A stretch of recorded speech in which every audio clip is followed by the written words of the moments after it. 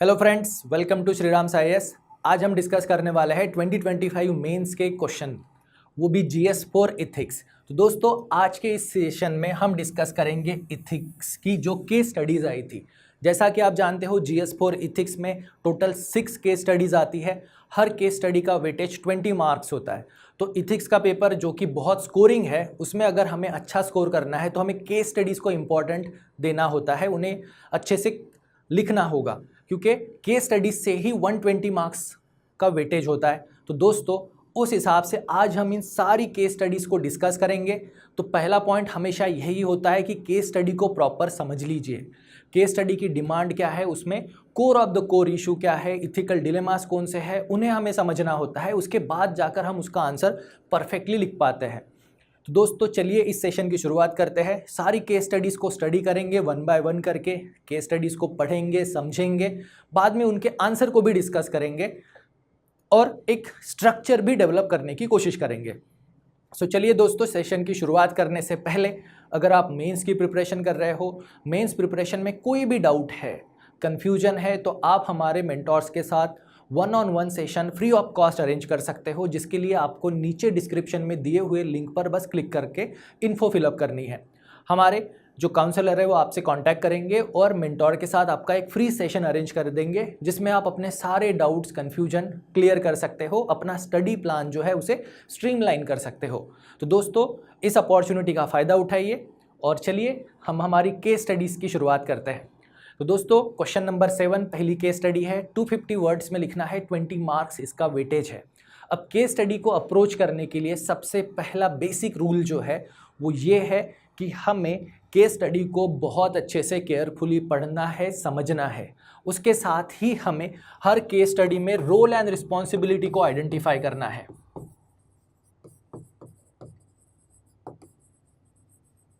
Role and responsibility, क्योंकि यहाँ पर जो लीडिंग फिगर जो होगी उसका रोल क्या है, उसकी रिस्पॉन्सिबिलिटी क्या है, वो हमें आइडेंटिफाई करना होगा। Generally most of the case studies में एक सिविल सर्वेंट ही होता है। अब वो हर सिविल सर्वेंट की उसकी पोजीशन के हिसाब से रोल एंड रिस्पॉन्सिबिलिटी डिफरेंट होती है। ज़रूरी नहीं कि हर बार एक डिस्ट्रिक्ट एडमिनिस्ट्रेटर, एक कलेक्टर के हिसाब से ही क्वेश्चन पूछा जाए। कभी डिपार्टमेंटल हेड भी होते हैं या कभी आपके सुपेरियर या आपके सबऑर्डिनेट से रिलेटेड भी क्वेश्चंस पूछे जाते हैं। तो हर केस स्टडी में हमें रोल एंड रिस्पॉन्सिबिलिटी को सबसे पहले आइडेंटिफाई करना है। सेकंड जो है वो हर केस स्टडी की core of the core demand जो है उसे समझना है।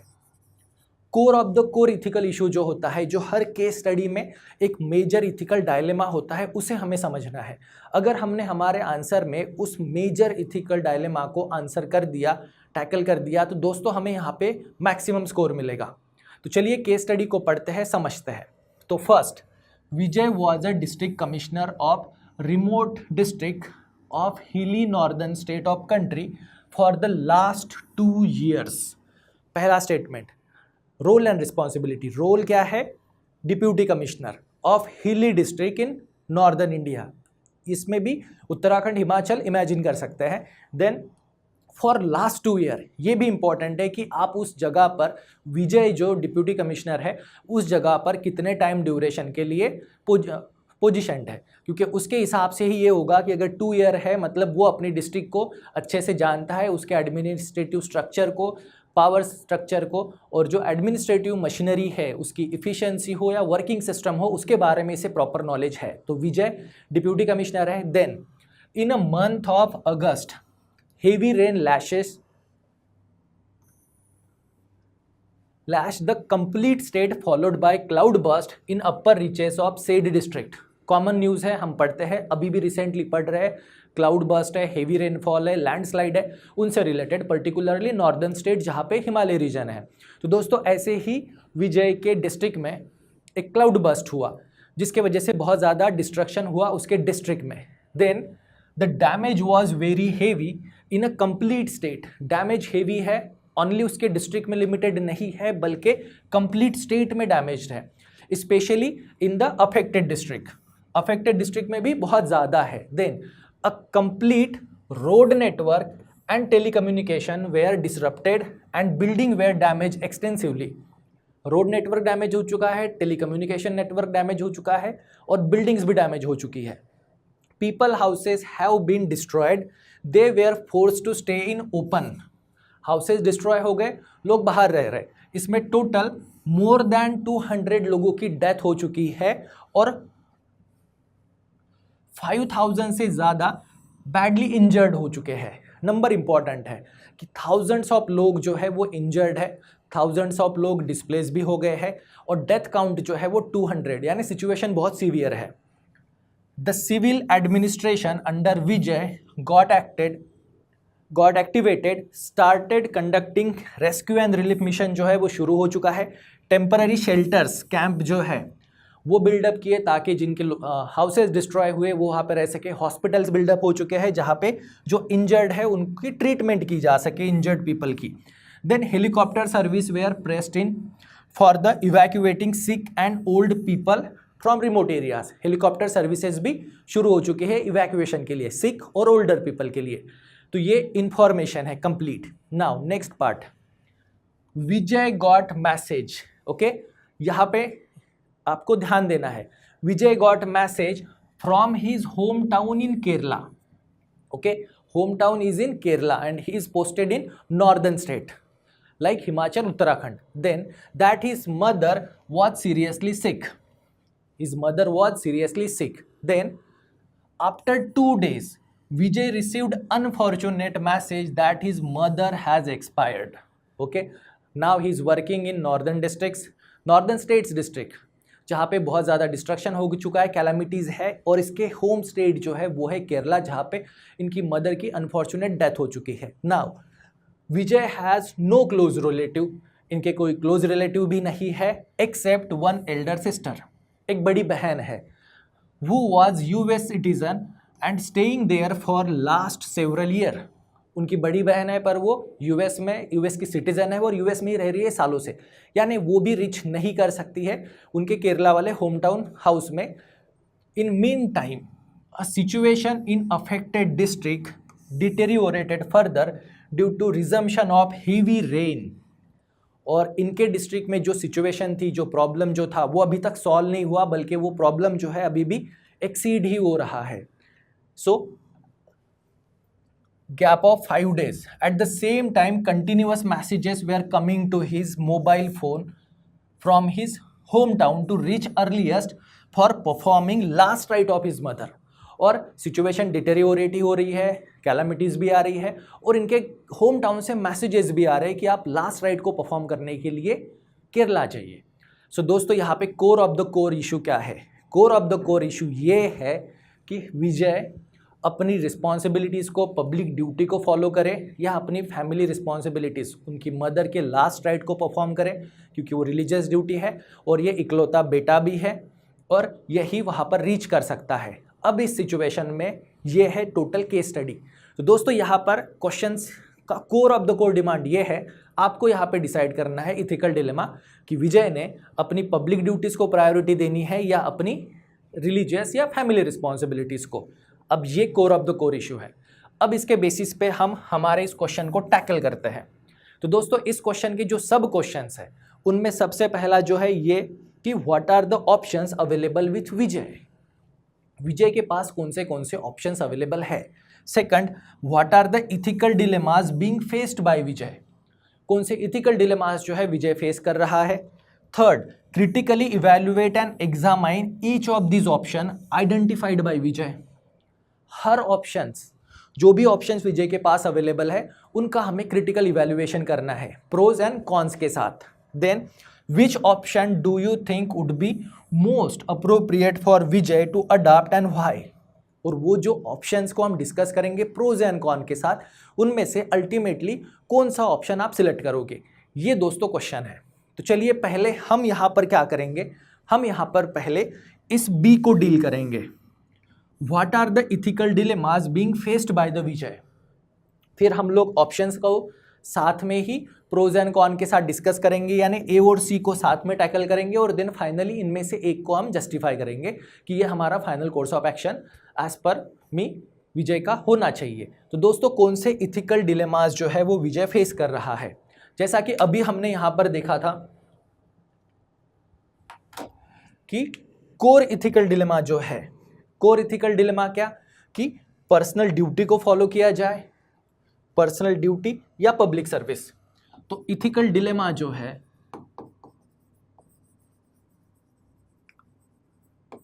इथिकल डायलेमास जो है उनमें सबसे पहला जो है कि अपनी पर्सनल रिस्पॉन्सिबिलिटी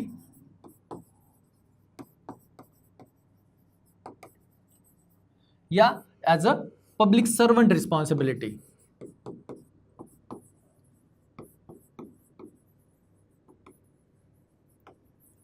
सबसे पहला सवाल कि उसने अपनी पर्सनल रिस्पॉन्सिबिलिटी फॉलो करनी चाहिए, अपनी रिलीजियस कल्चरल ड्यूटीज को फॉलो करना चाहिए, या उसने public responsibility being a public servant उसने पहली प्रायोरिटी अपने जॉब को देते हुए अपना जॉब कंटिन्यू करना चाहिए। Second, short term versus long term. अब इमोशनल ग्रीफ भी है, दुख हुआ है, इमोशनल ग्रीफ भी है, दुख भी है, पर उसे इमोशनल इंटेलिजेंस भी चाहिए। क्यों? तो उनके डिसीजन मेकिंग पर इसका इंपैक्ट ना हो।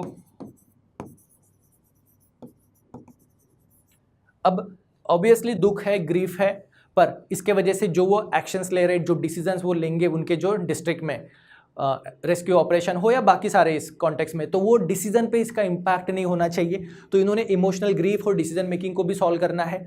नेक्स्ट, थर्ड इथिकल डिलेमा जो इनके सामने है वो है अकाउंटेबिलिटी, रिस्पॉन्सिबिलिटी से रिलेटेड, कि ये रिस्पॉन्सिबिलिटी इनकी किसके लिए है।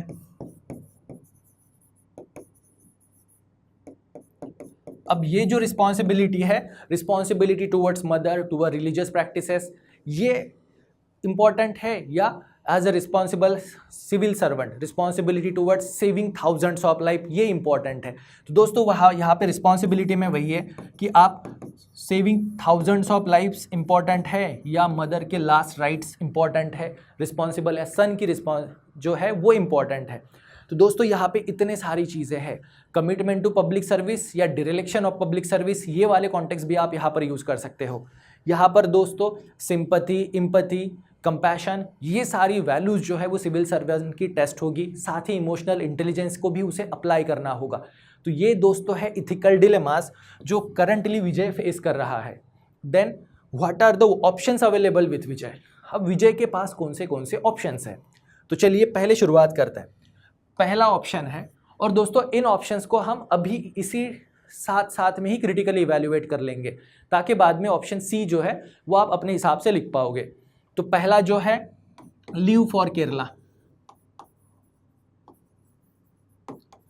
उन्होंने केरला अपने होम टाउन जाना चाहिए। अब इस डिसीजन के फायदे क्या है? इस डिसीजन के फायदे जो है ये है कि वो अपनी पर्सनल रिस्पॉन्सिबिलिटी को फुलफिल करेंगे as a son. Personal responsibility जो है उसे ये फुलफिल करेंगे एज अ सन, और इनका जो ग्रीफ है, इमोशनल सपोर्ट है, कल्चरल वैल्यूज़ है, ड्यूटी ऑफ ए सन है, उन सबको ये सेटिस्फाई करेंगे अगर केरला चले जाते हैं तो। पर उसके कॉन्स क्या होंगे? कॉन्स सबसे पहला होगा डिरेक्शन ऑफ ड्यूटी,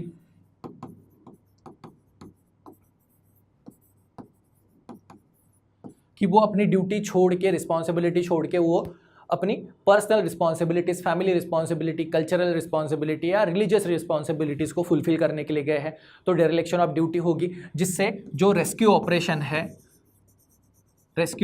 है उस पर निगेटिव इम्पैक्ट होगा। रेस्क्यू ऑपरेशन पे निगेटिव इम्पैक्ट होगा, और जो थाउजेंड्स ऑफ लोगों की लाइफ वो बचा सकते हैं, शायद उनमें से कुछ लोगों को जान भी गंवानी पड़े, और जो लोकल एडमिनिस्ट्रेशन है वो भी फेल्यूर हो सकता है। तो दोस्तों ये इनके सामने डिलेमा है। तो इसके प्रोज एंड कॉन्स, तो डिरेक्शन ऑफ ड्यूटी होगी, कमिटमेंट ऑफ पब्लिक सर्विस कहीं ना कहीं कॉम्प्रोमाइज़ होगी, अकाउंटेबिलिटी है, रिस्पॉन्सिबिलिटी है, ये सारी वैल्यूज़ जो है वो कहीं ना कहीं यहाँ पर उनकी कॉम्प्रोमाइज़ हो जाएंगी अगर वो केरला के लिए जाते हैं तो। सेकंड ऑप्शन इनके पास क्या है कि ये लीड करें रेस्क्यू ऑपरेशन को।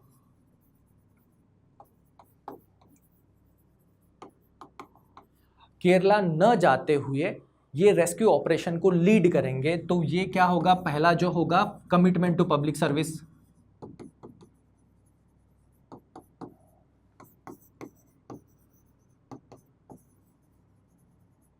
कमिटमेंट टू पब्लिक सर्विस, फिर यहाँ पे एथिकल वैल्यूज, रिस्पॉन्सिबिलिटी आएगा, एम्पैथी आएगा, कंपैशन आएगा, जहाँ पर ये थाउजेंड्स ऑफ लोगों की लाइफ जो है वो सेव कर सकते हैं।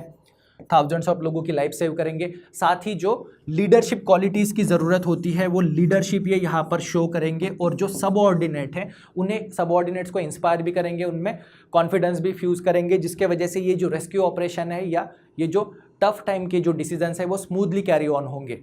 पर इसके कॉन्स क्या हो सकते हैं? इसके कौन से होंगे कि उनकी पर्सनल रिस्पॉन्सिबिलिटी में वो कहीं ना कहीं फेल होंगे।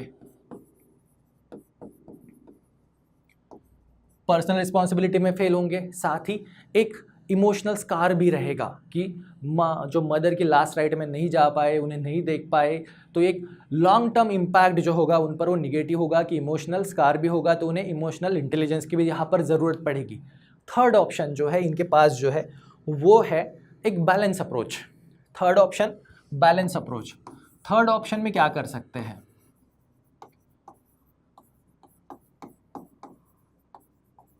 थर्ड ऑप्शन बैलेंस अप्रोच कि ये एक शॉर्ट लीव पर चले जाए, शॉर्ट लीव पर चले जाए 2 या 3 दिनों के लिए, और ये अपनी जो अथॉरिटी है उसे डेलीगेट कर दे। डेलीगेशन ऑफ अथॉरिटी, अपने सबऑर्डिनेट्स को अथॉरिटी डेलीगेट कर दे और ये खुद एक शॉर्ट लीव पर चले जाए 2 दिन के 3 दिन के, ताकि वो वहाँ पे उनके जो पर्सनल रिस्पॉन्सिबिलिटीज़ है उन्हें फुलफिल करके वापस इमीडिएटली जॉब को ज्वाइन करें और अपनी जो पब्लिक रिस्पॉन्सिबिलिटीज़ है उन्हें फुलफिल करेंगे। इससे कहीं ना कहीं तो डेरेलिक्शन ऑफ ड्यूटी होगा।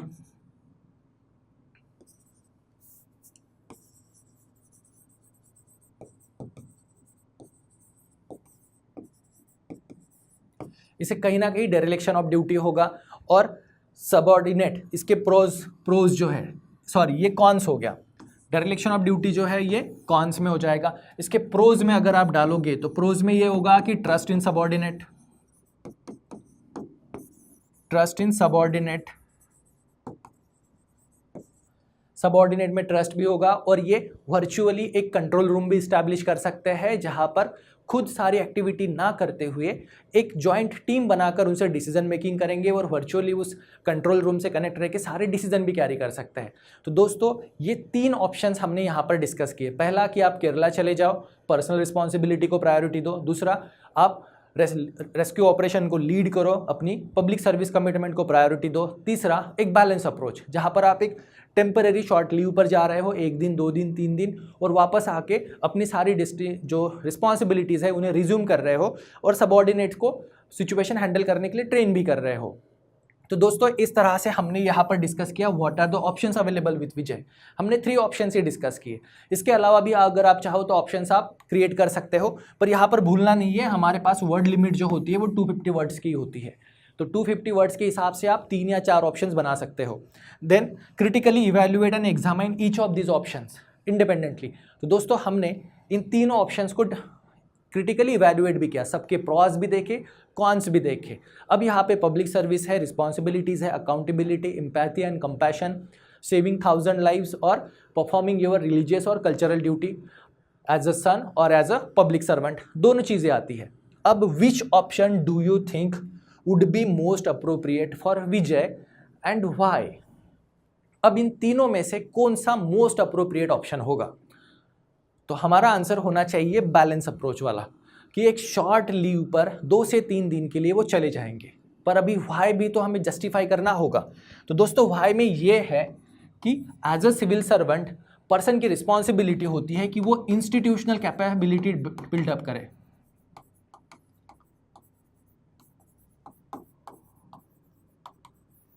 इंस्टीट्यूशनल कैपेसिटी को बिल्ड करे, और कोई भी इंस्टीट्यूशन जो है वो पर्सन डिपेंडेंट ना रहे।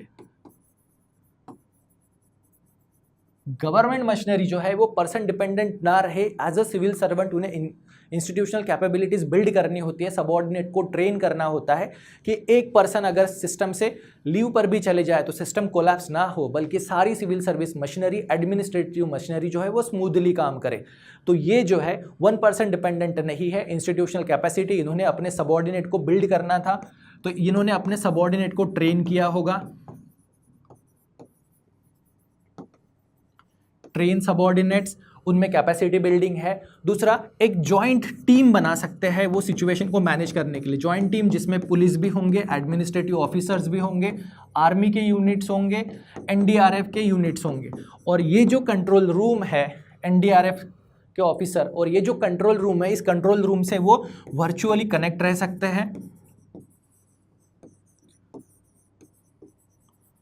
वर्चुअली कनेक्ट रह सकते हैं और सारे डिसीजन जो है ये करेंगे, और ये वर्चुअली कनेक्ट भी रहेंगे और सारे डिसीजन सिचुएशन को मॉनिटर भी करेंगे और वहाँ से ये अपना डिसीजन भी दे सकते हैं। तो दोस्तों इस तरह से ये पर्सन जो है थर्ड ऑप्शन को इन्होंने चूज़ करना चाहिए, जहाँ पे पर्सनल लाइफ और professional life, public service commitment और कमिटमेंट टू योर मॉरल और कल्चरल वैल्यू सारी की सारी जस्टिफाई होती है। तो दोस्तों इस तरह से आपने इस केस स्टडी को हैंडल करना था, जिसमें Rajesh as a deputy commissioner का रोल था district of hilly northern state. तो दोस्तों ये थी पहली केस स्टडी, क्वेश्चन नंबर 7। अब चलिए सेकंड केस स्टडी को डिस्कस करते हैं। तो सेकंड केस स्टडी जो है वो है दोस्तों क्वेश्चन नंबर 8। तो जैसा हमने पहली केस स्टडी में किया था, यहाँ पर भी हमें वही करना है, हमें रोल एंड रिस्पॉन्सिबिलिटी को आइडेंटिफाई करना है और कोर ऑफ द कोर को आइडेंटिफाई करना है। कोर ऑफ द कोर, अगर हम लोगों ने रोल एंड रिस्पॉन्सिबिलिटी समझ ली, कोर ऑफ द कोर जो डिमांड है क्वेश्चन की उसे समझ लिया, core of the core question को समझ लिया, तो हम आंसर इजीली दे पाएंगे। तो चलिए दोस्तों, जैसा कि पहली केस स्टडी में किया था, यहाँ पर भी वही सेम चीज़, केस स्टडी को प्रॉपर अच्छे से पढ़ना है, प्रॉपरली उसे समझना है, क्वेश्चन की डिमांड को समझना है, तब जाकर कहीं हम हमारा एक आंसर बना सकते हैं। तो चलिए केस स्टडी पढ़ते हैं। केस स्टडी है, in line with directive principle of state policy enshrined in the constitution, the government has constitutional obligation to ensure basic need, roti kapda makan, food clothes and shelter for underprivileged। तो यहाँ पर constitutional provision DPSP के बारे में बोला है, जहाँ पे गवर्नमेंट की रिस्पॉन्सिबिलिटी है कि वो अंडर प्रिविलेज सेक्शन को जो बेसिक नीड है, रोटी कपड़ा मकान प्रोवाइड करे। Then pursuing this mandate the district administration, okay, district administration ने इसी मैंडेट को परस्यू किया था। कॉन्स्टिट्यूशनल मैंडेट है, मॉरल मैंडेट है, वेलफेयर मैंडेट है। Propose clearing portion of forest land to develop housing of the homeless and economically weaker section. तो district administration ने एक फॉरेस्ट लैंड को क्लियर करके वहाँ पर जो होमलेस पर्सन है, अंडर प्रिविलेज पर्सन है, इकोनॉमिकली वीकर जो पर्सन है, उनके लिए हाउसिंग स्कीम बिल्डअप कर बनाने का प्लान बनाया। दोस्तों अभी आप यहाँ पे हिंट समझ गए होंगे कि फॉरेस्ट, एनवायरनमेंट, इकोलॉजी इंपॉर्टेंट है या हाउसिंग स्कीम इंपॉर्टेंट है प्रिविलेज के लिए। ये कॉन्फ्लिक्ट हमेशा रहता है, डेवलपमेंट वर्सेस एनवायरनमेंट। तो ये केस स्टडी भी हमें उसी कॉन्टेक्स्ट में शिफ्ट करेगी। चलिए अब नेक्स्ट पढ़ते हैं। द प्रपोज्ड लैंड, ओके, जो फॉरेस्ट लैंड जहाँ पे हाउसिंग स्कीम बनानी है वो however is ecologically sensitive zone। Ecologically sensitive zone है, densely populated with age old trees, यानी 50 ईयर, 60 ईयर या 100 ईयर ओल्ड ट्रीज भी यहाँ पर हो सकती है। मेडिसिनल प्लांट्स है, वाइटल बायोडाइवर्सिटी है। Beside this forest help to regulate micro climate, rainfall, provide habitat for wild life, support soil fertility and prevent land soil erosion, sustain livelihood of tribal and nomadia communities। तो इस forest land पर भी tribal और नोमेडिया communities रहते हैं, उनका livelihood भी है, हाउसिंग भी है, साथ ही वाइल्ड लाइफ हो, सॉइल फर्टिलिटी हो, रेनफॉल हो, सब में ये सपोर्ट करती है। तो इकोलॉजिकली सेंसिटिव भी है, इकोलॉजिकली इंपॉर्टेंट भी है। Then third para, in spite of ecological and social cost.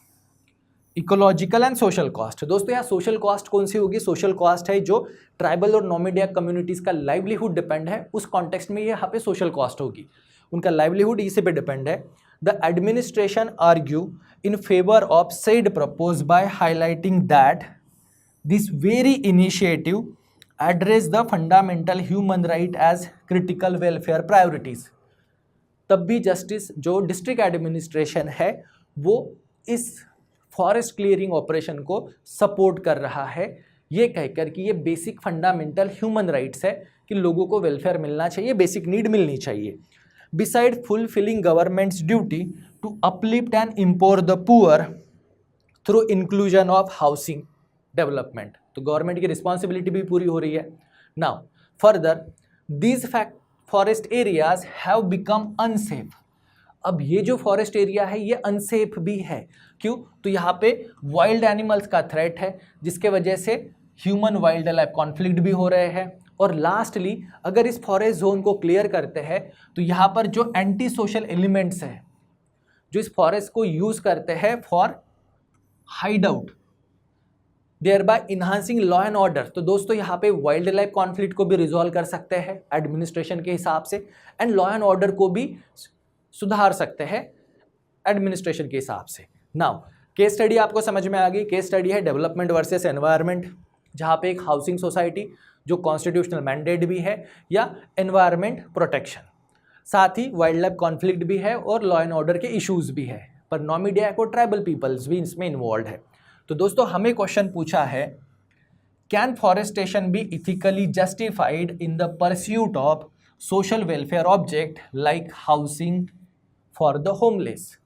यहाँ पर हमें डिफॉरेस्टेशन को इथिकली जस्टिफिएबल है या नहीं ये पूछा गया है. ये पहला question. Second question, what are the socio economic administrative and ethical challenges. Socio economic challenges, administrative challenges and ethical challenges in balancing environmental conservation with human development. Environmental conservation और ह्यूमन डेवलपमेंट को balance करना भी है. Third है, what substantial alternative or policy intervention can be proposed to ensure that both environmental integrity and human development, human dignity are protected. हमें third option पूछा गया है बैलेंस अप्रोच पर, जहां पर हम एनवायरमेंटल डिग्निटी, एनवायरमेंटल इंटीग्रिटी और human dignity like granting basic fundamental rights like housing, इनको बैलेंस कर सके. तो चलिए दोस्तों, केस स्टडी समझ में आई होगी, core of the core issue भी समझ में आ गया. अब इसको core of the core issue के हिसाब से टैकल करते हैं. तो सबसे पहला क्वेश्चन है यहाँ पे, can deforestation be ethically justified in pursuit of social welfare objective like housing for the homeless. क्या आंसर रहेगा? नो. हम लोग इसे इथिकली जस्टिफाई नहीं कर सकते हैं, क्योंकि एनवायरमेंट जो है वो इम्पॉर्टेंट है. यहाँ पर एनवायरमेंट जो है, अगर इसको हम लोग क्लियर करते हैं तो इसको हम लोग नो किस बेसिस पे, तो पहला जो है वो है कि इरिवर्सिबल डैमेज होगा. क्योंकि दोस्तों ये फॉरेस्ट एरिया जो है ये सेंचुरी ओल्ड है, यहाँ पे ओल्डेस्ट है, मेडिसिनल प्लांट भी है, वाइल्ड लाइफ हैबिटेट भी है, ट्राइबल भी है, नॉमिडियाक भी है. इस इकोसिस्टम को अगर हम डैमेज करते हैं तो उसे वापस अगर रिस्टोर करना रहा तो उसके लिए थाउजेंड्स ऑफ ईयर चले जाए, उसके लिए मान लीजिए डेकेड्स चले जाएंगे. तो इसीलिए डैमेज जो होगा वो इरिवर्सिबल डैमेज होगा, और ये इसलिए इसको इथिकली जस्टिफाई नहीं कर सकते. इरिवर्सिबल डैमेज है और ये इंटरजेनरेशनल इक्विटी को भी चैलेंज करेगा.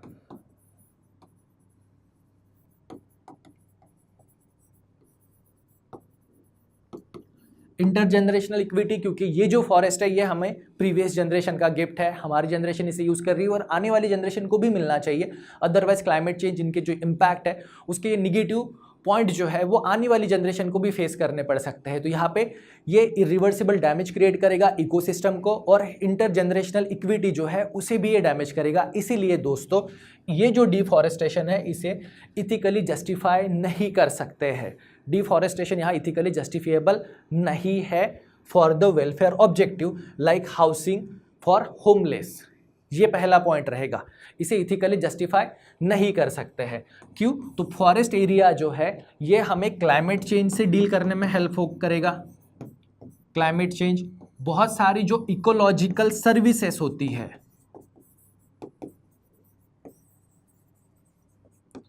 Ecological services, water purification, air purification, ये भी ये रोल प्ले करते हैं. तो इथिकल सर्विसेज, इकोलॉजिकल सर्विसेज भी कहीं ना कहीं इनसे हैम्पर होंगी. जो वहाँ पे रहने वाले जो ट्राइब्स और नॉमिडियाक है, ट्राइब और नॉमिडियाक कम्युनिटीज़ है, उनकी जो फॉरेस्ट राइट्स है वो भी इम्पैक्ट होंगे. जहाँ पे कॉन्स्टिट्यूशनल राइट की बात हो रही है तो हमारे पास कॉन्स्टिट्यूशनल फॉरेस्ट राइट एक्ट भी है, तो इनके भी कुछ फॉरेस्ट राइट्स है जो भी हैम्पर होंगे। तो दोस्तों इसलिए भी ये इथिकली जस्टिफाइबल नहीं है। और रहा सवाल कि फिर वीकर सेक्शन को हाउसिंग देनी है या नहीं है, ओके, हाउसिंग फॉर होमलेस, तो इसके लिए हमारे पास अल्टरनेटिव्स है ना। इसके लिए अल्टरनेटिव्स है, इसके लिए अल्टरनेटिव ये है कि जो अर्बन स्पेस है उसे ऑप्टिमाइज कर सकते हैं।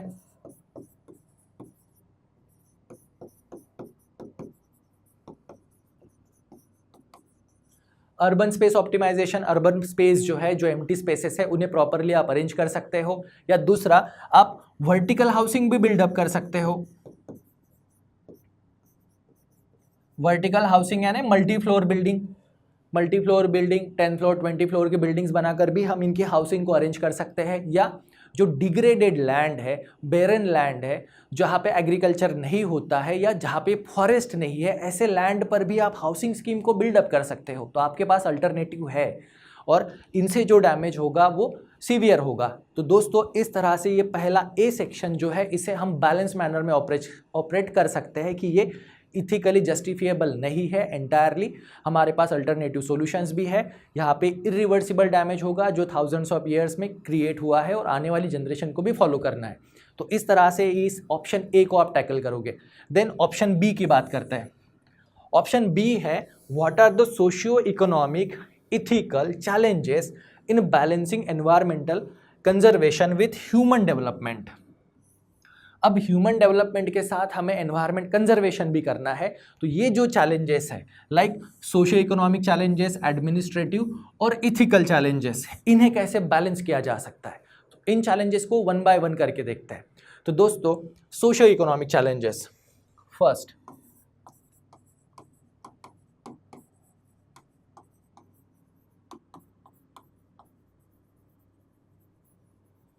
सोशियो इकोनॉमिक चैलेंजेस को हम यहाँ पर कैसे आइडेंटिफाई कर सकते हैं या एड्रेस कर सकते हैं। What are the socio economic challenges in balancing environmental conservation and human development. अब इन्हें कैसे बैलेंस कर सकते हैं। तो दोस्तों हम लोग यहाँ पे फॉरेस्ट राइट्स जो है ये उन्हें ग्रांट कर सकते हैं, फॉरेस्ट राइट्स हम लोग दे सकते हैं। हाउसिंग के लिए हम लोग यहाँ पर वेस्ट लैंड को यूज़ कर सकते हैं। वेस्ट लैंड है, बैरन लैंड है, इसे आप यूज़ कर सकते हो। आप लैंड रिक्लेमेशन भी कर सकते हो और साथ ही इनके जो राइट्स है, हाउसिंग, वर्टिकल हाउसिंग भी कर सकते हो अल्टरनेटिव अप्रोच के थ्रू। तो सोशियो इकोनॉमिक इन चैलेंजेस को हम टैकल कर सकते हैं अल्टरनेटिव प्रोवाइड करके, कि आप बेरन लैंड यूज़ करो, वर्टिकल हाउसिंग करो, उस हिसाब से। Then administrative challenges. अब एडमिनिस्ट्रेटिव चैलेंजेस कहाँ पर आता है, सेकंड वाला जो पोर्शन आता है एडमिनिस्ट्रेटिव चैलेंजेस। एडमिनिस्ट्रेटिव चैलेंज में यहाँ पे जो मल्टीपल मिनिस्ट्रीज है इनमें कोऑपरेशन नहीं हो पाता है। मिनिस्ट्रीज में कोऑपरेशन जो है वो मिसिंग होता है।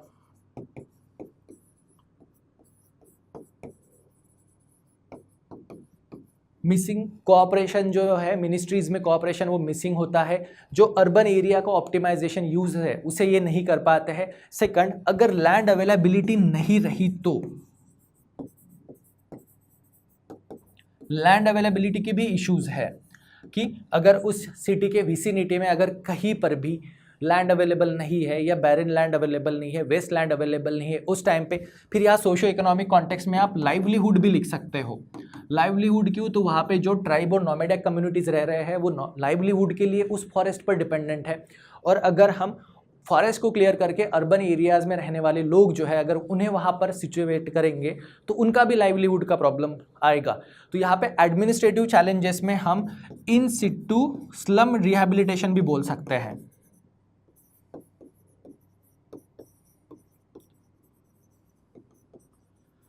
अब दोस्तों ये जो होमलेस है या वीकर सेक्शन जो है, ये जो स्लम्स एरिया में रहते हैं उसी एरिया को रीडेवलप कर सकते हैं, उसी एरिया में वर्टिकल बिल्ड हाउसिंग भी क्रिएट कर सकते हैं ताकि वो उसी जगह पर उन्हें घर बनाकर आप दे सकते हो। इस तरह से भी हम उन्हें हाउसिंग भी प्रोवाइड कर सकते हैं और उन लोगों का लाइवलीहुड भी सिक्योर हो सकता है। तो एडमिनिस्ट्रेटिव चैलेंजेस यहाँ से हम सॉल्व कर सकते हैं या ये चैलेंजेस उसमें आते हैं। Then ethical challenges. अब इथिकल चैलेंजेस इसमें कौन से आएंगे, तो दोस्तों यहाँ पे इथिकल चैलेंजेस की अगर बात करते हैं,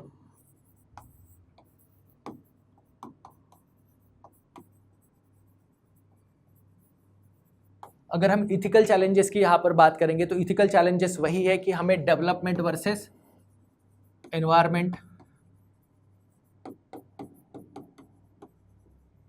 अब सेकंड चैलेंज जो है वो है लाइवलीहुड।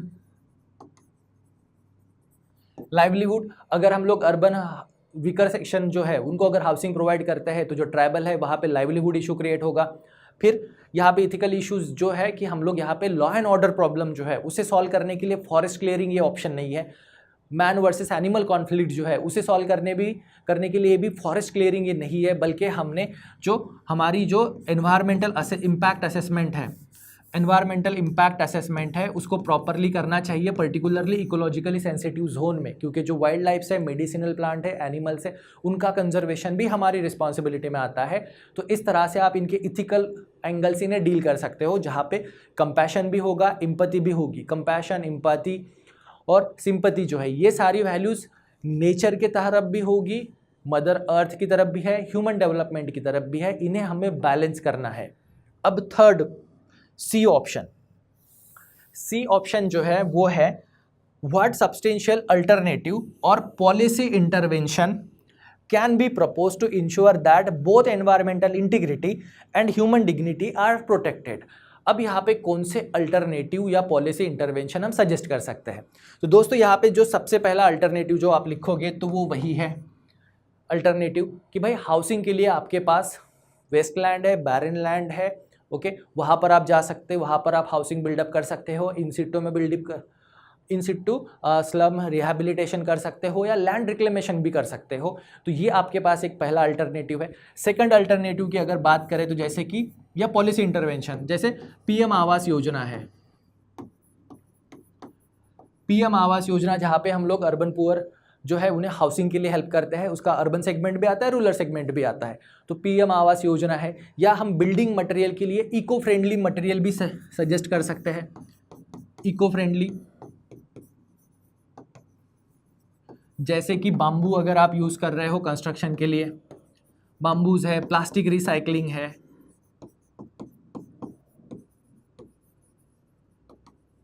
प्लास्टिक रिसाइकलिंग है, ओके। जो बर्न ब्रिक जो आती है उनके जगह पे हम लोग स्लैश वाली भी ब्रिक्स को यूज़ कर सकते हैं, तो इको फ्रेंडली भी हाउसिंग कर सकते हैं, natural cooling based housing system को डेवलप कर सकते हैं। एडमिनिस्ट्रेटिव कोऑपरेशन में हम इंटर मिनिस्ट्री कोऑपरेशन भी बात कर सकते हैं, लॉ एंड ऑर्डर की भी बात कर सकते हैं। तो इस तरह से पॉलिसी इंटरवेंशन भी आप यहाँ पर अलग अलग मेंशन कर सकते हो। जो पॉइंट वहाँ पर डिपेंड किए वही यहाँ पर भी आएंगे। तो दोस्तों इस तरह से ये जो सेकंड केस स्टडी है क्वेश्चन नंबर 7, इसे आप टैकल कर सकते हो। आई होप कि ये आपको समझ में आ रहा है और आप इसका आंसर भी लिख पाओगे। अब दोस्तों बात करते हैं क्वेश्चन नंबर 9 की। Question number 9 second case study, अपनी थर्ड केस स्टडी जो है, यहाँ पर भी इस केस स्टडी को भी हमें अच्छे से पढ़ना है, समझना है और उसके हिसाब से इसका आंसर लिखना है। जब भी केस स्टडीज पढ़ रहे हैं हम लोग तो हमें यहाँ पे फिर से रोल एंड रिस्पॉन्सिबिलिटी को समझना है, देन हमें core of the core issue जो है उसे फाइंड आउट करना है, ताकि उसके बेसिस पर हम अपना आंसर जो है वो बना सके। तो दोस्तों चलिए केस स्टडी को पढ़ते हैं। तो सबसे पहला जो पॉइंट आता है हमारा रोल एंड रिस्पॉन्सिबिलिटी, उसमें यहाँ पर कैरेक्टर जो है वो है सुभाष। और सुभाष कौन है? तो सेक्रेटरी है PWD minister, okay, PWD public work department state government में। तो इनका रोल फिक्स है, स्टेट गवर्नमेंट में जो पब्लिक वर्क डिपार्टमेंट है उनके सेक्रेटरी है सुभाष। तो रोल तो इनका फिक्स हो गया कि पब्लिक वर्क डिपार्टमेंट है तो कंस्ट्रक्शन या मेजर प्रोजेक्ट, उनकी प्लानिंग, डिज़ाइनिंग, एग्जीक्यूशन, इन सब से ये डील करेंगे कॉन्ट्रैक्ट से। Now he is a senior officer, secretary level है, सीनियर ऑफिसर है, known for his competence, integrity, dedication to work. Competence के लिए, इंटीग्रिटी के लिए और डेडिकेशन के लिए ये फेमस है, नोन है, उनकी रेपुटेशन है। ही enjoyed the trust and confidence of minister in charge PWD programme. और जो मिनिस्टर इंचार्ज है उनका भी इस पर, सुभाष जी पर पूरा ट्रस्ट है, कॉन्फिडेंस भी है और पर्सन कॉम्पिटेंट भी है, इंटीग्रिटी भी है उनमें। Implementation as a part of his job profile responsibility, Subhash ji की रिस्पॉन्सिबिलिटी, इनका जॉब प्रोफाइल है he is responsible for policy formulation, policy बनाता है, execution of project related to infrastructure initiative in the state, policy बनाएंगे और जो इंफ्रास्ट्रक्चर प्रोजेक्ट है state में उन्हें ये एग्जीक्यूट भी करेंगे। Then beside he overseas technical and administrative aspect, उन इंफ्रास्ट्रक्चर प्रोजेक्ट के टेक्निकल और एडमिनिस्ट्रेटिव एस्पेक्ट भी ये डील करते हैं, चाहे फिर उनकी प्लानिंग हो, डिजाइनिंग हो या कंस्ट्रक्शन हो। ओके तो दोस्तों ये पहले पैरा में सुभाष जी के रोल एंड रिस्पॉन्सिबिलिटी को बहुत अच्छे से एक्सप्लेन कर दिया है, उसे समझना है। Second, Subhash minister is an important minister in the state and significant growth in urban infrastructure development and road network has been registered during his tenure। अब ये जो PWD मिनिस्टर है ये बहुत पावरफुल मिनिस्टर है गवर्नमेंट में, और इनके टाइम पे बहुत ज़्यादा इंफ्रास्ट्रक्चर ग्रोथ या रोड नेटवर्क की ग्रोथ हुई है। Then he is very keen for launching ambitious road construction project in near future. और ये जो मिनिस्टर है ये बहुत एम्बिशियस है, इन्हें नियर फ्यूचर में एक रोड प्रोजेक्ट लॉन्च करना है। अब उसकी रिस्पॉन्सिबिलिटी पूरी ऑब्वियसली सुभाष जी पर रहेगी। Now Subhash is in a regular touch with minister working various modalities of road construction project. और वो जो रोड कंस्ट्रक्शन प्रोजेक्ट है, एम्बिशियस रोड कंस्ट्रक्शन प्रोजेक्ट है मिनिस्टर का, उससे रिलेटेड जो एक्टिविटीज़ है, वर्क है, मॉडलिटीज़ है, मीटिंग है, उसमें सुभाष जी कनेक्टेड है। Regular meeting, interaction and presentation are made by him to minister before formal public announcement. यहाँ पर यह पॉइंट याद रखना है कि रोड कंस्ट्रक्शन का प्रोजेक्ट जो है उसकी प्लानिंग हो रही है पर उसकी पब्लिक अनाउंसमेंट नहीं हुई है, यानी ये सारी की सारी इंफॉर्मेशन जो है ये कॉन्फिडेंशियल है और ये सुभाष जी को पता है और रिस्पेक्टिव मिनिस्टर को पता है, confidentiality. Now Subhash only son Vikas is in real estate business. तो दोस्तों यहाँ पर कैच है कि सुभाष जो है वो इस पब्लिक इंफ्रास्ट्रक्चर प्रोजेक्ट के इंचार्ज है, सारी कॉन्फिडेंशियल इंफॉर्मेशन इनके पास है, और इनका खुद का बेटा जिसका नाम है विकास वो भी रियल एस्टेट बिजनेस में है। Then his son from his own source is aware that mega road project is on unveil and announcement in this regard is expected any time। और इनका जो बेटा है, सुभाष जी का जो बेटा है विकास, वो रियल एस्टेट बिजनेस में है और उसके सोर्सेज से पता चला है कि ऐसा कोई मेजर प्रोजेक्ट बनने वाला है जिसकी अनाउंसमेंट बहुत जल्दी होगी। इसीलिए he is very keen to know from his father the exact location of upcoming project. तो सुभाष का बेटा अपने पिताजी, सुभाष जी का बेटा जो है वो सुभाष जी से इंफॉर्मेशन चाहता है कि ये प्रोजेक्ट कहाँ पे आ रहा है, कौन सी लोकेशन में आ रहा है। He knows that there would be a quantum jump in the price of land. जहाँ पर भी ये प्रोजेक्ट डिक्लेयर होगा, जहाँ पर भी इस प्रोजेक्ट की लोकेशन होगी, उसके आसपास में जो प्रॉपर्टीज़ है उनकी प्राइस जो है उसमें क्वांटम जंप होगा विसिनिटी में। अब buying land at this stage, अगर इस टाइम पर ही अगर लैंड को बाय करें तो बहुत सस्ते में लैंड मिल जाएगा, और जब प्रोजेक्ट डिक्लेयर होगा तो उसी लैंड को बहुत ज़्यादा प्रॉफिट में बेचा जा सकता है। तो he is pleading with his father. Subhash ji को उनका बेटा रिक्वेस्ट कर रहा है कि आप मेरे से वो लोकेशन की इंफॉर्मेशन शेयर कर दो, और ये भी प्रॉमिस कर रहा है कि इससे कोई भी एडवर्स अट्रैक्शन जो है वो नहीं आएगा, सारी चीज़ें जो है वो एकदम डिस्क्रीटली कैरी ऑन करेगा। Normal course, keep the buying land, because normal course में उसका बिजनेस ही वही है कि लैंड खरीदना और उसे बेचना।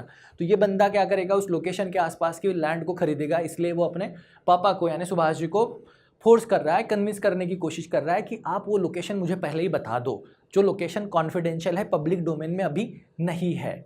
Now another significant aspect of matter, दूसरा एस्पेक्ट ये है कि पर्टेनिंग टू एक्स्ट्रा और undue interest in above project by minister. जो मिनिस्टर जो है, पब्लिक वर्क्स डिपार्टमेंट के मिनिस्टर जो है, वो भी इस प्रोजेक्ट में कुछ इंटरेस्ट रखते हैं। His Neiphiu was also having a big infrastructure project company। Minister का जो नेफ्यू है उसकी भी बिग इंफ्रास्ट्रक्चर कंपनी है, और मिनिस्टर ने आल्सो उस नेफ्यू को इंट्रोड्यूस भी करा दिया है सुभाष जी के साथ अपने नेफ्यू को भी इंटरेस्ट कर दिया है, और indicated to him to take care of his nephew's business interest. जो फोर्थ कमिंग रोड प्रोजेक्ट होगा उसमें मिनिस्टर के नेफ्यू के जो बिजनेस इंटरेस्ट है उनको भी कंसिडरेशन या टेक केयर करने के लिए उन्हें बोला गया है। Then minister encourage him to act in a matter as early announcement and execution of mega project would enhance. और मिनिस्टर उनसे ये चाहते हैं कि आप इस प्रोजेक्ट पर बहुत जल्दी एक्शन करो, क्योंकि अगर ये प्रोजेक्ट डिक्लेयर हो जाता है, टाइमली कंप्लीट होता है, तो उससे मिनिस्टर की, गवर्नमेंट की पब्लिक इमेज भी इन्हांस हो जाएगी, जो उन्हें नेक्स्ट इलेक्शन में हेल्प भी करेगी। तो दोस्तों इस तरह से ये क्वेश्चन था। Now in the above backdrop, case study समझ में आई, स्टोरी समझ में आ गई। अब in the above backdrop Subhash is in fix as the future course of action. अब core of the core issue पे आते हैं। सुभाष जी के इस पूरी केस स्टडी का core of the core issue क्या है? Core of the core issue ये है, सुभाष जी के पास प्रोजेक्ट रिलेटेड सारी इन्फॉर्मेशन है, कॉन्फिडेंशियल है, मिनिस्टर उन्हें टाइमली उसे कंप्लीट भी करना चाहते हैं, मिनिस्टर का रिकॉर्ड भी अच्छा है, पर सुभाष जी का बेटा वो भी रियल इस्टेट में है और उसे भी ये चीज़ पता चल गई है। तो वो अपने फादर को रिक्वेस्ट कर रहा है कि मुझे आप उस जगह की लोकेशन शेयर करो। साथ ही मिनिस्टर का भी एक नेफ्यू है, जिसे मिनिस्टर ने इनडायरेक्टली सुभाष जी को बोल दिया है कि इसकी जो बिजनेस इंटरेस्ट है उनकी टेक केयर कीजिए। अब ये है सुभाष जी की condition. Now discuss the ethical issue involve in the case. इस केस में कौन से इथिकल इश्यूज है, इन्हें हमें यहाँ पे डिस्कस करना है। Second, critically examine options available to Subhash. अब सुभाष जी के पास जो भी ऑप्शंस है उन्हें हमें क्रिटिकली एग्जामाइन करना है। Third, which of the above would be most appropriate and why. और जो ऑप्शन हम डिस्कस करेंगे उनमें से कौन सा मोस्ट अप्रोप्रिएट होगा और व्हाई। तो दोस्तों पहले क्वेश्चन ए को डील करते हैं। यहाँ पे इथिकल इश्यूज कौन से इन्वॉल्व है। तो केस स्टडी अगर आपको पूरी समझ में आई, स्टोरी अगर पूरी समझ में आई, तो उसके हिसाब से हम इसे एग्जीक्यूट कर सकते हैं। तो दोस्तों यहाँ पे इथिकल इश्यूज कौन से हैं। यहाँ पे पहला जो सबसे इंपॉर्टेंट इथिकल इशू है वो है conflict of interest. Conflict of interest क्यों? क्योंकि सुभाष जी का बेटा भी रियल एस्टेट इंडस्ट्री में काम करता है और सुभाष जी भी रियल एस्टेट सेक्टर में ही काम कर रहे हैं। इंफ्रास्ट्रक्चर प्रोजेक्ट है जिसकी कॉन्फिडेंशियल इंफॉर्मेशन इनके पास है, तो यहाँ पे कॉन्फ्लिक्ट ऑफ इंटरेस्ट है। क्यों? तो अगर उनका बेटा कोई भी इसके बिजनेस डीलिंग में आता है या प्रोजेक्ट रिलेटेड किसी भी कॉन्ट्रैक्ट में आता है तो उन पर हमेशा जो डाउट आएगा, जबकि उनकी इमेज जो है वो एज अ इंटीग्रिटी वाली इमेज है, ईमानदार पर्सन की इमेज है। पर अगर उनका बेटा इस प्रोजेक्ट से किसी भी मैनर में अगर असाइन हो जाता है तो उनकी इंटीग्रिटी पर, ऑनेस्टी पर डाउट आएगा। तो यहाँ पे कॉन्फ्लिक्ट ऑफ इंटरेस्ट है। सेकंड जो है वो है misuse of information.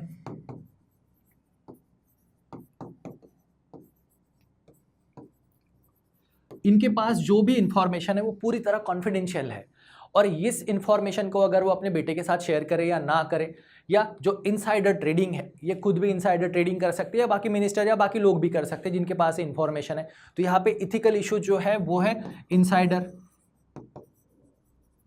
Misuse of information. Third यहाँ पर जो इंपॉर्टेंट इथिकल इशू है वो है नेपोटिज्म। नेपोटिज्म जैसे कि मिनिस्टर अपने नेफ्यू को प्रमोट करना चाहता है बिजनेस डीलिंग में, वैसे ही ये अपने बेटे को भी अगर प्रमोट करते हैं तो यहाँ पे नेपोटिज्म वाली भी एक चीज़ आ जाएगी। देन फोर्थ जो चीज़ है वो है transparency and accountability. Transparency, accountability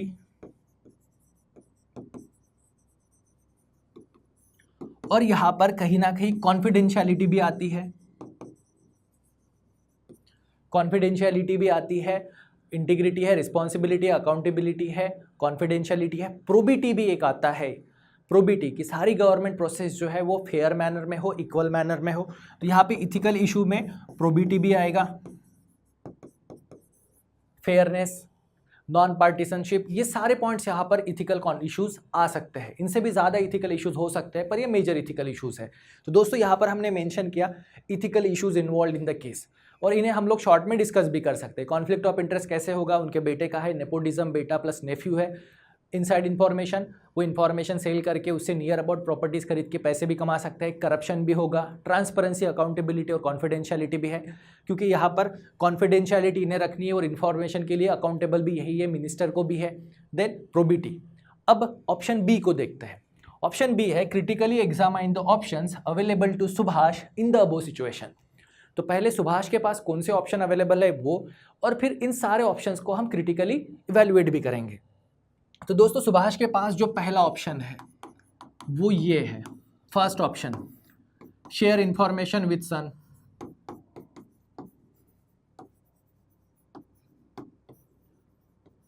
share information with son. अब इससे क्या होगा, इससे ये होगा कि इनके जो फैमिली रिलेशन जो है बेटे के साथ बहुत अच्छे रहेंगे और प्रॉफिट भी कमाएगा बेटा, फैमिली रिलेशन भी अच्छा रहेगा, बेटा प्रॉफिट इनकम भी कमाएगा और वो इनकम इनको भी लॉन्ग टर्म में हेल्प होगा। कॉन्स क्या होंगे? कॉन्स यहाँ पर ये है, इंटीग्रिटी के साथ कॉम्प्रोमाइज़ है, इंटीग्रिटी ऑनेस्टी के साथ कॉम्प्रोमाइज़ है, पूरी एक्शन जो है वो फेयरनेस, कॉम्पिटिटिवनेस, या ये क्या करेगी, ये पब्लिक सर्विस के अगेंस्ट है, पब्लिक सर्विस की जो वैल्यूज़ है उनके अगेंस्ट है, पब्लिक सर्विस के वैल्यूज़ के अगेंस्ट है, इंटीग्रिटी फेयरनेस है, पब्लिक सर्विस वैल्यूज़ है, और ये लाइबल भी है करप्शन के लिए।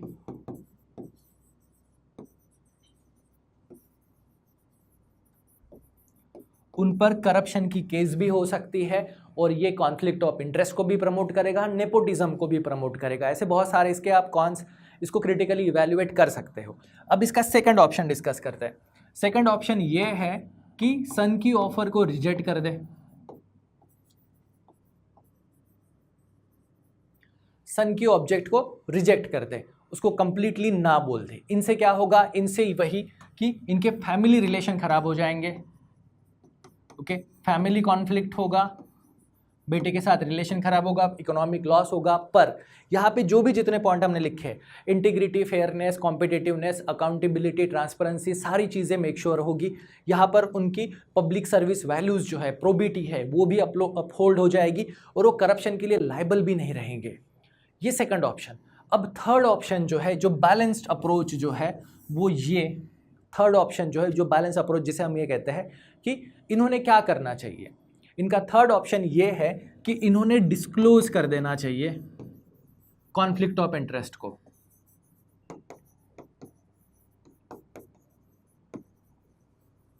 और वो भी on paper.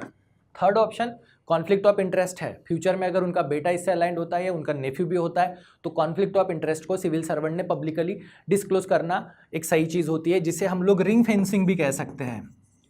Okay, ring fencing इन्होंने शुरू कर देनी चाहिए। सारे इनकी जितनी भी एक्टिविटीज़ है ऑन द रिकॉर्ड ऑफिशियली इन्होंने न्यूमरेट करनी चाहिए। तो पहला तो कॉन्फ्लिक्ट ऑफ इंटरेस्ट को डिस्क्लोज कर दो, उसके साथ ही इन्होंने लैंड रिलेटेड जो भी एक्टिविटीज़ है, ट्रांजैक्शंस है, उससे खुद को रेस्क्यू कर लेना चाहिए, उससे खुद को अलाइन कर लेना चाहिए। सॉरी, अलाइन नहीं होगा, रेक्यूज कर लेना चाहिए। लैंड रिलेटेड जो भी ऑपरेशंस है उनसे इन्हें खुद को रेक्यूज कर लेना चाहिए, जो भी ऑपरेशंस है, क्योंकि उसमें कॉन्फ्लिक्ट ऑफ इंटरेस्ट आएगा तो उसको डिस्क्लोज करना। लैंड रिलेटेड जितनी भी चीज़ें हैं उनसे ये खुद को रेक्यूज कर सकते हैं, या एक जॉइंट कमिटी की डिमांड कर सकते हैं कि डिसीजन मेकिंग जो है वो 2 या 3 लोग मिलकर करें, ना कि इंडिपेंडेंटली इनके बेसिस पर हो। तो ये एक बेस्ट ऑप्शन है, और सारी चीज़ें ऑन द रिकॉर्ड ले, जिनसे कि फ्यूचर लायबिलिटी से ये बच पाएंगे और उनके कैरेक्टर पे, जो इंटीग्रिटी पे, जो ऑनेस्टी पे जो डाउट्स आएंगे उन्हें भी ये क्लियर आउट कर सकते हैं। तो ये 3 ऑप्शन उनके पास है। तो दोस्तों ये 3 ऑप्शंस को हम क्रिटिकली डिफाइन कर चुके हैं। अब थर्ड जो है ये, विच of the above would be most appropriate and why. तो यहाँ पे मोस्ट अप्रोप्रिएट कौन सा होगा? मोस्ट अप्रोप्रिएट ऑप्शन जो है वो ये कि इन्होंने on the record return format में ड्राफ्ट करके कॉन्फ्लिक्ट ऑफ इंटरेस्ट को डिक्लेयर कर देना चाहिए। मिनिस्टर को, सेक्रेटरी, चीफ सेक्रेटरी जो है उनको बता देना चाहिए कि मेरा बेटा भी रियल एस्टेट बिजनेस में डील करता है, तो इससे रिलेटेड एक्टिविटीज़ की जो इन्फॉर्मेशन है मैं शेयर नहीं कर रहा हूँ। साथ ही इन्होंने मेक श्योर करना है कि कॉन्फिडेंशियलिटी मेंटेन रहे, ताकि इंफॉर्मेशन कभी भी लीक ना हो। पूरी प्रोसेस जो है वो फेयरनेस के साथ हो, कॉम्पिटिटिव बीडिंग्स को करे, उसके लिए ये ई टेंडरिंग को अप्लाई कर सकते हैं, या किसी थर्ड पार्टी के थ्रू भी इस पूरी प्रोसेस को मॉनिटर या ऑडिट कर सकते हैं। ये बेस्ट ऑप्शन है, क्योंकि एज ए सिविल सर्वेंट हर बार ट्रांसफ़र या खुद को रिक्यूज़ करना ये ऑप्शन नहीं रह सकता है। तो उसमें कॉन्फ्लिक्ट ऑफ इंटरेस्ट को डिस्क्लोज करना और सारी एक्टिविटीज़ को ऑन रिकॉर्ड करना बेटर ऑप्शन होता है। तो थर्ड ऑप्शन जो है यही हमारा प्रॉबेबली बेस्ट आंसर होगा इस केस में। तो दोस्तों ये थी third case study, question number 9।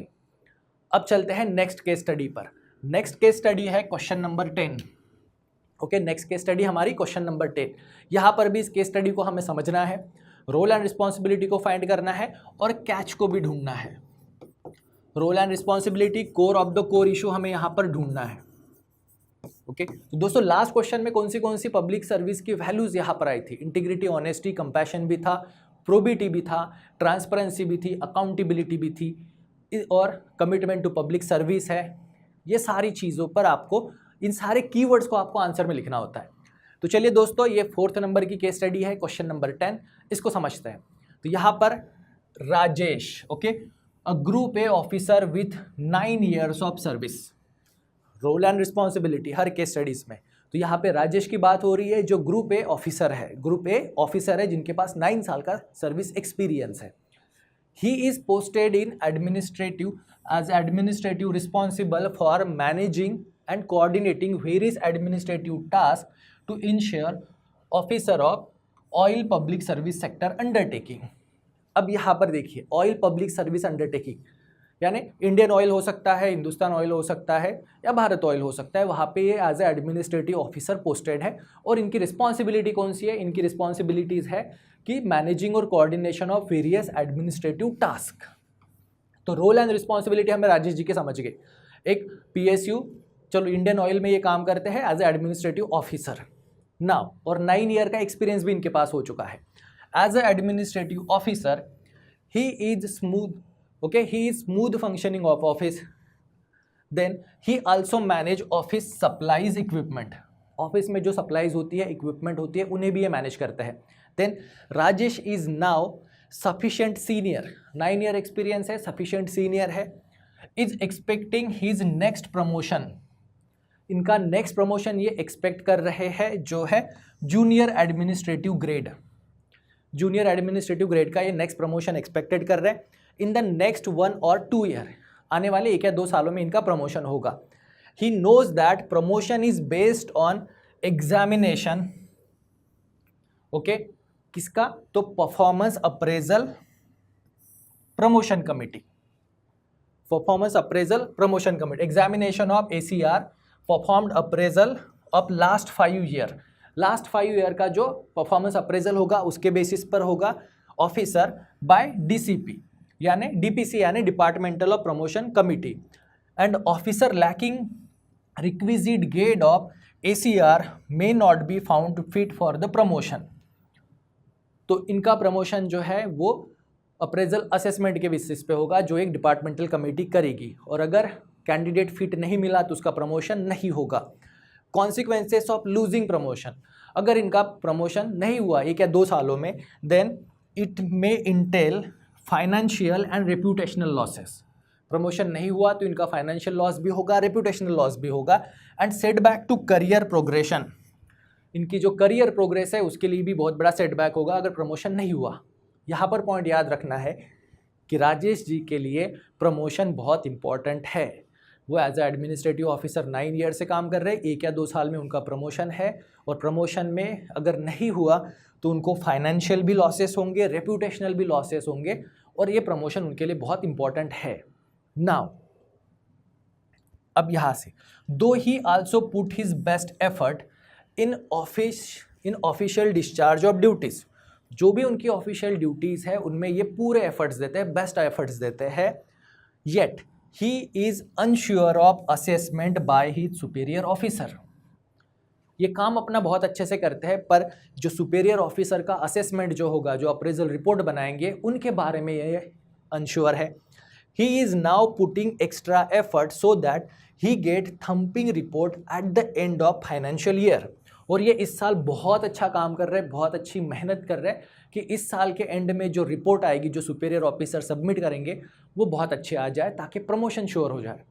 ना as administrative officer Rajesh regularly interact, okay, Rajesh is regularly interacting with his immediate boss, okay, इनके जो इमीडिएट बॉस है उनके साथ इनका रेगुलर इंटरैक्शन होता है। Who is his reporting officer for writing his ACR, जो उनके रिपोर्टिंग ऑफिसर है वो जो ACR लिखेंगे, तो जो ACR लिखेंगे तो उन्हें बेस्ट ACR चाहिए, तो उनके साथ इनका रेगुलर कांटेक्ट होता रहता है। वन डे ही कॉल राजेश, तो वो जो सुपीरियर ऑफिसर है जो इनका ACR लिखेंगे, उन्होंने राजेश को बुलाया, want him to buy computer related stationery, और उन्हें कहा कि कंप्यूटर रिलेटेड स्टेशनरी जो है उसे प्रायोरिटी के बेसिस पर आप बाय करो फ्रॉम पर्टिकुलर वेंडर। ये पॉइंट इंपॉर्टेंट है, जो सीनियर है, सुपीरियर है, जो ACR रिपोर्ट लिखेंगे उन्होंने इन्हें कहा है कि आप कंप्यूटर रिलेटेड स्टेशनरी खरीदो और वो भी पर्टिकुलर वेंडर से, एक ही वेंडर से।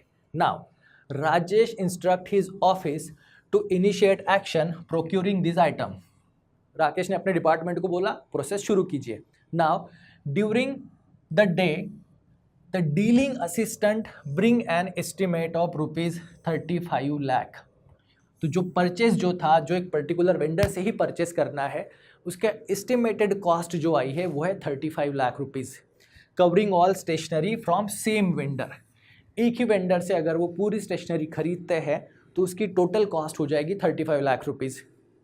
It is noted that as per delegated financial power, the provision in the GFR, General Financial Rule, as applicable in that organization, expenditure for office item exceeding ₹30 lakh require sanction of next higher authority।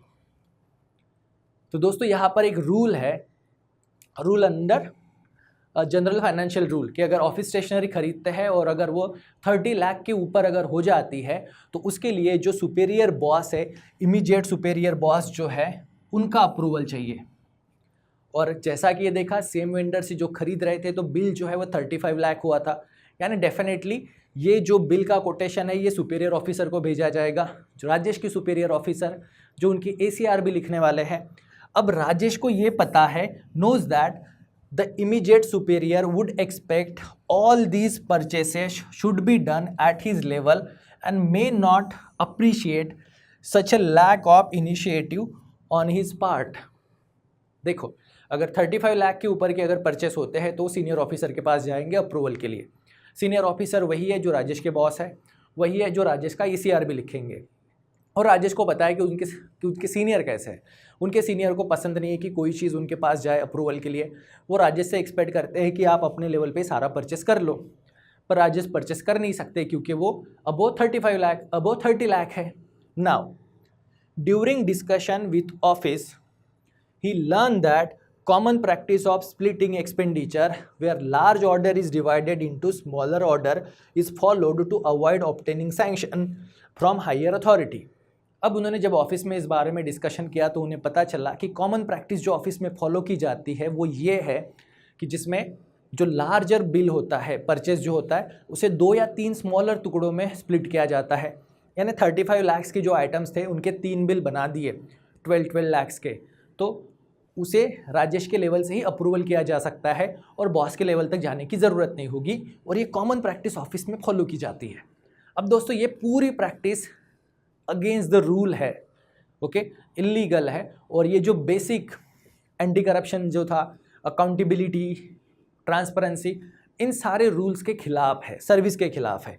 Now अब followed against this practice is against the rule and may come at adverse notice of audit. ये practice सारी rules के खिलाफ है और audit में इसे note किया जा सकता है, और अगर ऑडिट में ये पकड़ा गया तो राजेश का प्रमोशन तो नहीं होगा, उल्टा उनके खिलाफ एक्शन भी हो सकती है। He is unsure of taking decision in that matter. अब दोस्तों ये है core of the core issue कि राजेश को अपने बॉस को इम्प्रेस भी करना है। बॉस ने उसे परचेस करने के लिए भी बोला है। परचेस का बिल है 35 लाख, जिसे क्लियर करने के लिए बॉस का अप्रूवल चाहिए, पर बॉस को ये चीज़ें पसंद नहीं है। बॉस ने कहा है कि आप अपने लेवल पे मैनेज करो। तो कॉमन प्रैक्टिस ये है कि 35 लाख के बिल को स्प्लिट करो मल्टीपल बिल्स में, जो कि बिलो लिमिट यानी 30 लाख के बिलो हो, और पर ये रूल के खिलाफ है और ऑडिट में ये चीज़ें सामने आ जाएगी। अब राजेश का डिलेमा समझ में आ गया। Now what are the option available with Rajesh in above situation. इस सिचुएशन में राजेश के सामने कौन से ऑप्शंस अवेलेबल है। First, second, what are the ethical issue involve in this case. इस केस में कौन से इथिकल इश्यूज इन्वॉल्व है। Third, which would be the most appropriate option for Rajesh and why. Rajesh के लिए कौन सा ऑप्शन अप्रोप्रिएट होगा और वाई। तो दोस्तों यहाँ पर हम पहले डिस्कस करेंगे ऑप्शन बी कि यहाँ पर कौन से इथिकल इश्यूज इन्वॉल्व है इन दिस केस। तो यहाँ पर सबसे पहला इथिकल इशू जो है वो है राजेश की इंटीग्रिटी, ओके, राजेश की इंटीग्रिटी या करियरिज्म। वो अपने करियर के लिए, अपने प्रमोशन के लिए क्या अपनी इंटीग्रिटी के साथ कॉम्प्रोमाइज़ करेगा? यहाँ पे इंटीग्रिटी की सारे रूल्स एंड रेगुलेशन फॉलो करने चाहिए, वो चीज़। सेकंड यहाँ पर जो पॉइंट आएगा वो है ट्रांसपेरेंसी एंड अकाउंटेबिलिटी।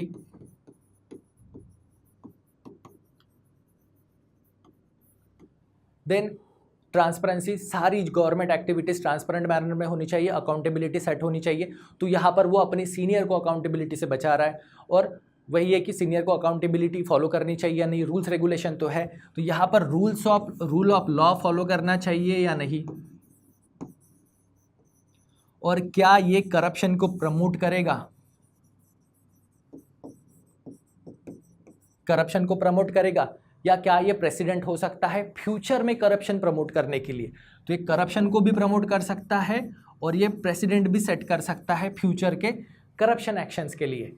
तो करियर भी है, ये भी है। देन अब खुद की ऑनेस्टी इंटीग्रिटी को फॉलो किया जाए, रूल ऑफ लॉ को ब्रेक करे, कॉन्स्टिट्यूशनल ड्यूटी को फॉलो करे, या अपने प्राइवेट गेन को फॉलो करे। तो दोस्तों यहाँ पे प्राइवेट गेन भी है, उनको प्रमोशन चाहिए, पर्सनल गेन भी है, प्राइवेट गेन को फॉलो करे या public duty, misuse of position, misuse of power for personal gain भी हो सकता है, कॉन्स्टिट्यूशनल ड्यूटी। तो इतने सारे इथिकल इश्यूज जो है वो हम यहाँ पर मेंशन कर सकते हैं और इसके हिसाब से अपना आंसर जो है वो लिख सकते हैं। Now option, what are the options available with Rajesh in above case? Above case में राजेश के पास कौन से ऑप्शंस अवेलेबल है? तो चलिए इसको डिस्कस करते हैं। तो सबसे पहला ऑप्शन जो राजेश के पास अवेलेबल है वो ये स्प्लिट द बिल। ओके, पहला ऑप्शन कौन सा है? Split the bill. बिल को स्प्लिट कर दो, अबो 30 लाख की लिमिट के लेके आओ, 2 या 3 बिल बना दो 12-12 लाख के, और प्रोसेस को कैरी ऑन करो, और सेम वेंडर से सारे के सारा परचेस कर लो। बॉस भी खुश हो जाएगा, आपका ACR भी आएगा, प्रमोशन भी होगा। तो इससे ऑब्जेक्टिव क्या होगा? बॉस हैप्पी हो जाएंगे, आपका ACR रिपोर्ट भी अच्छा बन जाएगा, आपका प्रमोशन भी अच्छा रहेगा।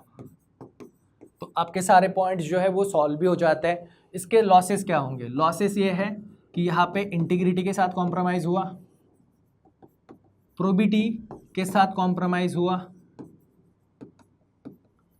यहाँ पे फ्रॉड हुआ, इक्वल टू करप्शन भी है, रूल्स रेगुलेशन यहाँ पे फॉलो नहीं हुए, रूल्स ब्रेक हुए, ट्रांसपेरेंसी और अकाउंटेबिलिटी यहाँ पे मेंटेन नहीं हुई है, प्रोबिटी फॉलो नहीं हुई है। तो ये इसके कॉन्स भी रहेंगे, split the bill. Now third जो सेकंड ऑप्शन जो है, ओके, सेकंड ऑप्शन कौन सा है? सेकंड ऑप्शन ये है कि ये बॉस के साथ डिस्कस करे, बॉस के साथ डिस्कस करे और बॉस को कन्विंस करे, बॉस के साथ डिस्कस करे और बॉस को कन्विंस करे कि ये बिल अबो 30 लाख है, आपके पास आएगा, आप इसको अप्रूवल दे दो, उसके बाद हम लोग इसको परचेस कर लेंगे। ये सेकंड ऑप्शन है। इससे ये होगा कि इनके बॉस के साथ रिलेशन भी मेंटेन रहेंगे, बॉस के साथ रिलेशन मेंटेन रहेंगे, ACR रिपोर्ट का भी फायदा, लॉस नहीं होगा, प्रमोशन भी रहेगा, साथ ही इंटीग्रिटी है, प्रोबिटी है, रूल ऑफ लॉ मेंटेन होगा, ट्रांसपेरेंसी और अकाउंटेबिलिटी सारी चीज़ें जो है वो मेंटेन रहेगी। तो ये इसके प्रोज होंगे। कौन ये है कि मे बी बॉस जो है ये गुस्सा हो सकते हैं, या बॉस जो है ACR रिपोर्ट में से रिफ्लेक्ट कर सकते हैं, नाराज़ हो सकते हैं, ये रिस्क है। नाउ थर्ड ऑप्शन जो है, थर्ड ऑप्शन ये है कि बिल जो है उसको सीनियर के पास सेंड कर दो, अप्रूवल के पास, बिल जो है इसे अप्रूवल के लिए सीनियर के पास भेज dीजिए। अब इससे फायदे क्या होंगे? इससे फायदे है रूल ऑफ लॉ मेंटेन होगा, रूल ऑफ लॉ मेंटेन होगा, इंटीग्रिटी प्रोबिटी मेंटेन रहेगी, करप्शन नहीं होगा, ऑडिट में भी कुछ नहीं आएगा, और इनका पर्सनल रिस्पॉन्सिबिलिटी जो है वो भी मेंटेन रहेगी। इनके लॉसेस क्या हो सकते हैं? इनके लॉसेस ये हो सकते हैं कि मे बी प्रमोशन जो है वो डिले हो जाए, शॉर्ट टर्म में प्रमोशन जो है वो डिले हो सकता है या नहीं भी मिल सकता है। तो इतनी सारी वैल्यूज़ को आप यहाँ पे अप्रोच कर सकते हो। तो इस तरह से ये 3 ऑप्शन हम यहाँ पे डिस्कस करते हैं। देन लास्ट आता है which one would be the most appropriate option.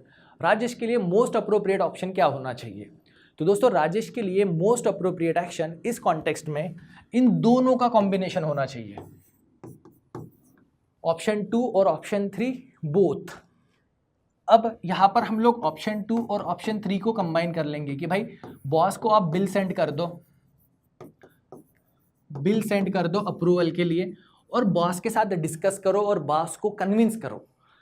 ये एक one of the civil service की क्या वैल्यू भी होनी चाहिए और उनमें ये क्वालिटीज़ भी होनी चाहिए, कन्विंसिंग पावर, कि हम जो फॉलो कर रहे हैं वो रूल्स के खिलाफ है। यहाँ पर उन्होंने फेयरनेस,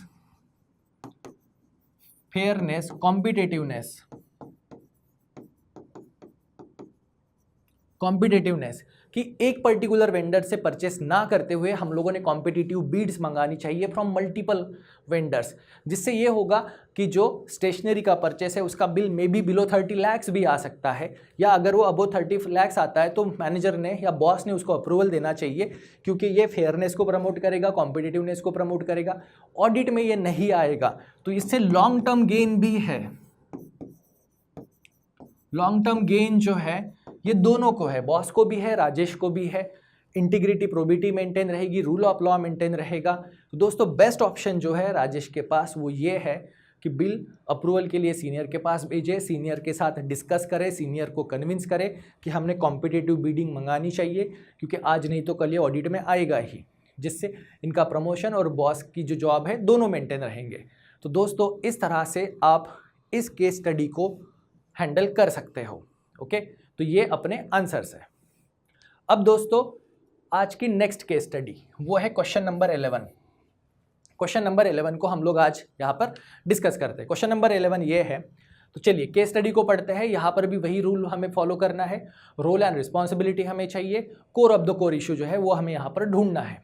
तो यहाँ पर role and responsibility, Mahatma Gandhi national rural employment guarantee programme मनरेगा was earlier known as National Rural Employment Scheme (NREGA). It is an India's social welfare program that aimed at fulfilling the right to work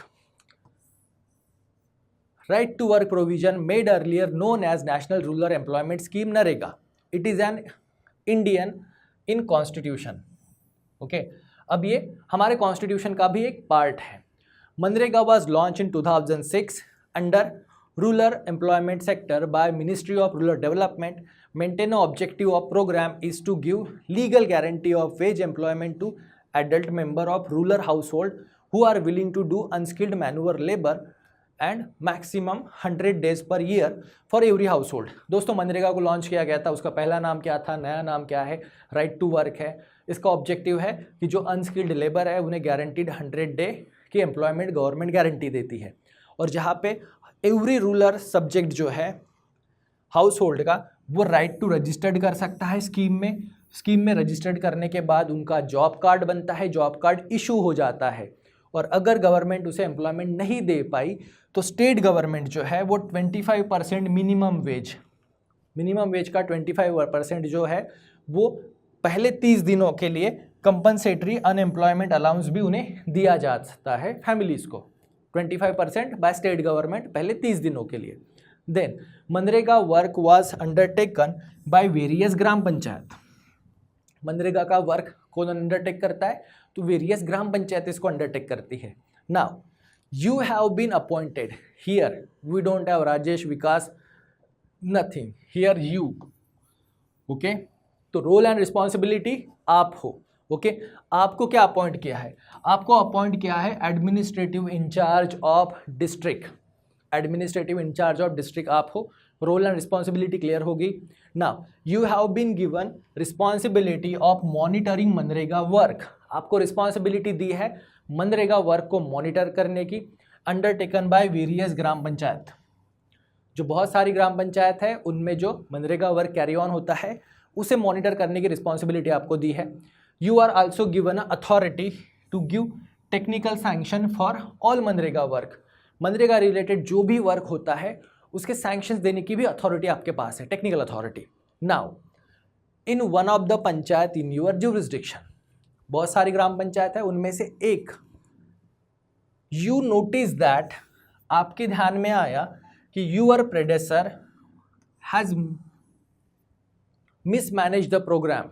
आपका जो predecessor था, आपके पहले जो officer थे, उन्होंने इस प्रोग्राम को कंप्लीटली मिसमैनेज किया है। किस कॉन्टेक्स्ट में? The money not distributed to actual job seeker, जो एक्चुअल जॉब सीकर थे उन्हें पैसा नहीं मिला। देन मस्टर रोल जो था लेबरर का, वो प्रॉपरली मेंटेन नहीं है कि कौन लेबर है कौन नहीं है, वो मस्टर रोल भी प्रॉपरली मेंटेन नहीं है। Then mismatch between the work done and payment made, payment कितना हुआ है वो काम के अकॉर्डिंग है या नहीं है, उसमें मिसमैच है। Then payment made to fictitious person, जो लेबर भी नहीं है, जिनका कोई एग्जिस्टेंस भी नहीं है, उन्हें भी पेमेंट दिया गया है। Then job cards were given without looking into the need of person, person की नीड को बिना देखे ही जॉब कार्ड भी इशू कर दिया गया। Mismanagement of fund and extend, okay, funds का मिसमैनेजमेंट है और बहुत सारे फंड को साइफन ऑफ भी किया गया है। Approved work that never exist, एक ऐसे भी वर्क है जो सिर्फ पेपर पे है पर वो फिजिकली एग्जिस्ट भी नहीं करते। तो आपके सीनियर ने ये इतने सारे टाइप्स के मिसमैनेजमेंट किया है मनरेगा स्कीम में, और अब आप इस स्कीम के इंचार्ज हो। So what is your reaction to the above situation? तो पहली आपकी रिएक्शन क्या है अबो सिचुएशन को, and how do you restore proper functioning of MNREGA programme? MNREGA programme की प्रॉपर फंक्शनिंग आप किस तरह से रिस्टोर करोगे? Then what action would you initiate to solve the various issue above? अब कौन से इश्यूज, कौन से एक्शंस आप लोगे कि वेरियस इश्यूज जो थे उन्हें सॉल्व किया जा सके? How would you deal with the above situation? इस पूरे सिचुएशन के साथ आप किस तरह से डील करोगे? तो चलो दोस्तों एक एक करके पॉइंट को समझते हैं। What is your reaction to the above situation? Above reaction को सिचुएशन क्या है कि ये बहुत ही सीरियस इशू है। तो पहला हमारा रिएक्शन क्या होगा? पहली रिएक्शन होगी सीरियसनेस, कि ये बहुत ही सीरियस एक्शन है और यहाँ पे करप्शन हुआ है, तो करप्शन को टॉलरेट नहीं किया जाएगा, करप्शन को टॉलरेट यहाँ पर नहीं किया जाएगा। दूसरा कंपैशन, कंपैशन किसके खिलाफ? कंपैशन जो वैलिड बेनिफिशियरीज है, ओके, जो वैलिड बेनिफिशियरीज है उनके लिए कंपैशन होगा, और जो भी करप्शन में इन्वॉल्व हुए हैं उनके खिलाफ पनिशमेंट होगी, एक्शन होगी, स्ट्रिक्ट एक्शन होगी। तो हमारी रिएक्शन क्या होगी अबो सिचुएशन को? तो एक दूसरी रिएक्शन जो है वो होगी अर्जेंसी। दूसरी रिएक्शन जो होगी अर्जेंसी, कि हमें एज अर्ली एज पॉसिबल इस मिसमैनेजमेंट को सॉल्व करना है, सारे लीकेजेस को रोकना है और प्रॉपर वे में इसको प्लान करना है। तो दोस्तों how do you restore the proper functioning of MNREGA programme? MNREGA programme की प्रॉपर फंक्शनिंग कैसे ये करेंगे? तो सबसे पहला जो पॉइंट है वो है कि जो लीकेजेस है इनको रोकेंगे, जितने भी लीकेजेस है उन्हें रोकेंगे, और जो वैलिड बेनिफिशियरीज है जिन्होंने एक्चुअल में काम किया है उन्हें पे करेंगे, जिन्होंने वर्क किया है और जिनका पेमेंट जो होल्ड पे है उनको पेमेंट करेंगे एज अर्ली एज पॉसिबल।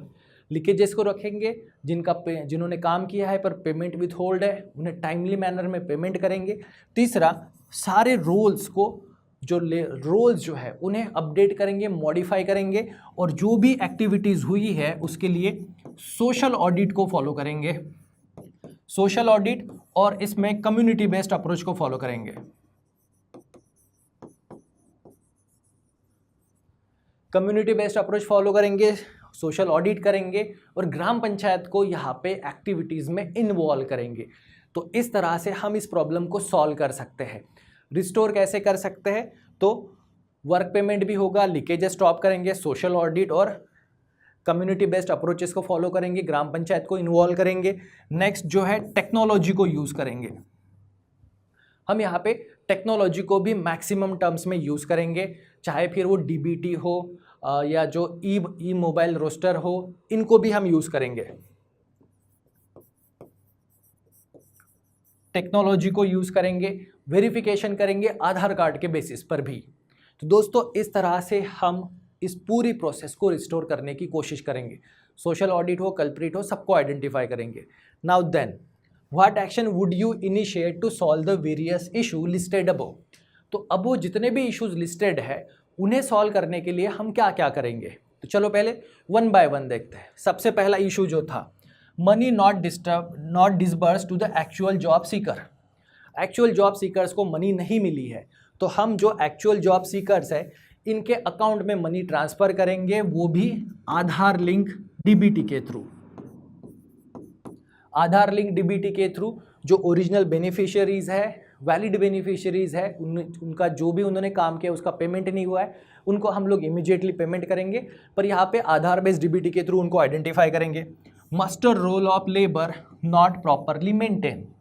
अब जो लेबर्स जो है इनका मस्टर रोल प्रॉपरली मेंटेन नहीं है, तो हम क्या करेंगे, हम लोग फ्रेश सर्वे करेंगे। फ्रेश सर्वे करेंगे, ग्राम पंचायत को इन्वॉल्व करेंगे, सोशल ऑडिट करेंगे और ओरिजिनल बेनिफिशियरीज जो है उन्हें आइडेंटिफाई करेंगे, उन्हें इंक्लूड करेंगे, और जो फेक है या जो फिक्शियस है उन सब को डिलीट करेंगे, एलिमिनेट करेंगे। उसके लिए ग्राम पंचायत को यूज़ कर सकते हैं, स्पेशल सर्वे कर सकते हैं, या यहाँ पे बायोमेट्रिक वेरिफिकेशन भी कर सकते हैं। Then mismatch between the work done and payment made. अब इसके लिए सोशल ऑडिट ही होगा, किसने कितना काम किया है और उसके अकॉर्डिंग उसका पेमेंट है या नहीं है। Community based approach, community participation, क्योंकि लोकल लेवल पे उन्हें पता होता है, और जितने भी वर्कर्स हैं उन्हें आइडेंटिफाई किया जाएगा, उनका स्ट्रिक्ट ई वेरिफिकेशन होगा, बायोमेट्रिक वेरिफिकेशन होगा। Payment made to fictitious person, तो इसमें जितने भी प्रीवियस पेमेंट्स किए गए हैं उनके अकाउंट्स को वेरीफाई करेंगे बायोमेट्रिक से, और कौन से उनमें लेजिटिमेट है नहीं है। जो इलिजिटिमेट है, फिक्शियस है, वो अकाउंट्स को ब्लॉक करेंगे उनको, और उनसे रिकवरी की प्रोसेस को स्टार्ट करेंगे। Then last, job cards were given without looking into the need of person. इसके लिए स्पेशल फ्रेश सोशल सर्वे करेंगे, जिससे कि पर्सन की नीड को आइडेंटिफाई किया जा सके, और अकॉर्डिंगली उन सबको नए जॉब कार्ड्स इशू करेंगे। और जो भी फेक जॉब कार्ड्स होंगे, जो भी सोशल सर्वे के पैरामीटर में नहीं बैठेंगे, उनके जॉब कार्ड्स को डिलीट करेंगे। Now approved work, mismanagement of fund and extent of siphoning of fund. यहाँ पर करप्ट ऑफिशियल्स को आइडेंटिफाई किया जाएगा, उनके खिलाफ एफआईआर लिखी जाएगी और उनके खिलाफ स्ट्रिक्ट एक्शन की जाएगी, और इन्हें आइडेंटिफाई करेंगे टेक्नोलॉजी को यूज़ करके और सोशल ऑडिट के थ्रू भी, कम्युनिटी पार्टिसिपेशन के थ्रू, ग्राम पंचायत के इन्वॉल्वमेंट के साथ। Approved work that never existed. अब इसके लिए फिजिकल सर्वे करेंगे, सुपरविजन करेंगे, हर वर्क को जियो टैग करेंगे, जीआईएस सिस्टम में उसे टैग करेंगे। तो दोस्तों ये था second, what action would you initiate. एक एक पॉइंट के खिलाफ आप एक एक सजेशन यहाँ पर दे सकते हो। Then last, how would you deal with the above situation. अब अबोव सिचुएशन से कैसे डील करेंगे, तो पहला, रोस्टर फिर से बनेगा, हर काम का ऑडिटिंग होगा, ऑफिसर्स की अकाउंटेबिलिटी एंड रिस्पॉन्सिबिलिटी फिक्स की जाएगी। As a officer surprise visit दी जाएगी, हर एक्टिविटी में ग्राम पंचायत को एक्टिवली प्रमोट किया जाएगा, कम्युनिटी पार्टिसिपेशन को, हर एक्टिविटी का, पेमेंट का, वर्क का यहाँ पर ऑडिट किया जाएगा, सोशल ऑडिट किया जाएगा। जितने भी फिजिकल वर्क किए जाते हैं, वर्क डन होगा, उससे जीआईएस सिस्टम हो, जियो टैगिंग या फोटोज़ जो है फोटोग्राफ के थ्रू उनको मेंटेन भी किया जाएगा। तो हम यहाँ पे टेक्नोलॉजी भी यूज़ करेंगे, कम्युनिटी पार्टिसिपेशन को भी यूज़ करेंगे, और एक एडमिनिस्ट्रेटिव डिसिप्लिन भी क्रिएट करेंगे, करप्शन के खिलाफ स्ट्रिक्ट एक्शन लेंगे, लीगल एक्शन लेंगे, एफआईआर करेंगे। ये सारे पॉइंट्स आप यहाँ पर मेंशन कर सकते हो। तो दोस्तों इस तरह से इस केस स्टडी को आप डील करोगे। तो चलिए आज की लास्ट केस स्टडी को देखते हैं। आज की लास्ट केस स्टडी है question number 12। Okay, last study question number 12। अब इसको थोड़ा केयरफुली पढ़ते हैं, समझते हैं। तो जैसा हम लोग पहले केस स्टडीज़ में अप्रोच फॉलो कर रहे हैं, सेम अप्रोच हमें यहाँ पर भी फॉलो करना है, कि हमें रोल एंड रिस्पॉन्सिबिलिटीज़ को आइडेंटिफाई करना है, core of the core issue को आइडेंटिफाई करना है, और अकॉर्डिंग टू दैट हम लोग इस केस स्टडीज़ को डील कर सकते हैं। तो चलिए दोस्तों केस स्टडी को पढ़ते हैं और समझते हैं। Ashok is the divisional commissioner of one of the border district of north east state. तो दोस्तों इस केस में भी हम लोग इसको करंट से कनेक्ट कर सकते हैं। जो सिनेरियोज हम हमारे इंडियन स्टेट मणिपुर हो, मिजोरम में जो देख रहे हैं, तो यहाँ पे नॉर्थ ईस्ट स्टेट जो है वहाँ पर आप एक डिविजनल कमिश्नर हो, रैंक। ओके, अशोक जो है डिविजनल कमिश्नर। तो रोल एंड रिस्पॉन्सिबिलिटी, वो भी बॉर्डर स्टेट है, बॉर्डर डिस्ट्रिक्ट में हो आप, नॉर्थ ईस्टर्न स्टेट के। Few years back military has taken over neighbouring country after overwhelming the elected civil government. दोस्तों ये प्रॉपरली म्यांमार की स्टोरी की बात हो रही है, जहाँ म्यांमार में आंग सान सू की जो इलेक्टेड डेमोक्रेटिक गवर्नमेंट थी उसको वहाँ की जो मिलिट्री जनता है उन्होंने ओवरथ्रो कर दिया था। Now civil war situation prevailing in a country specially last 2 year. Myanmar में सिविल वॉर शुरू है लास्ट 2 ईयर से। However internal situation further deteriorated due to rebel group taking over control of certain populated areas near the border। जो India से लगा हुआ जो border था म्यांमार का, उस एरिया पर जो मिलिट्री के अगेंस्ट फाइट करने वाली फोर्सेस है, रेबल फोर्सेस है, उन्होंने उस एरिया का कंट्रोल ले लिया है। Now due to intense fighting between military and rebel group, military और रेबल ग्रुप में फाइटिंग हो रही है म्यांमार में, नेबरिंग स्टेट में, जिसके वजह से civilian casualties has increase many fold in recent past, जिसमें बहुत सारे सिविलियंस की डेथ भी हुई है।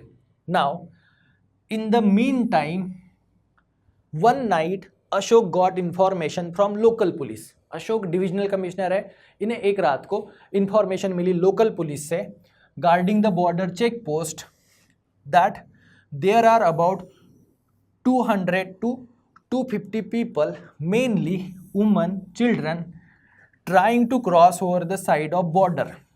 अब अशोक को एक रात को न्यूज़ मिली कि बॉर्डर के पास के एरिया में 200 से 250 सिविलियन है, जिसमें मोस्टली वुमन है, चिल्ड्रन है, वो बॉर्डर क्रॉस करके इंडिया में एंटर होना चाहते हैं।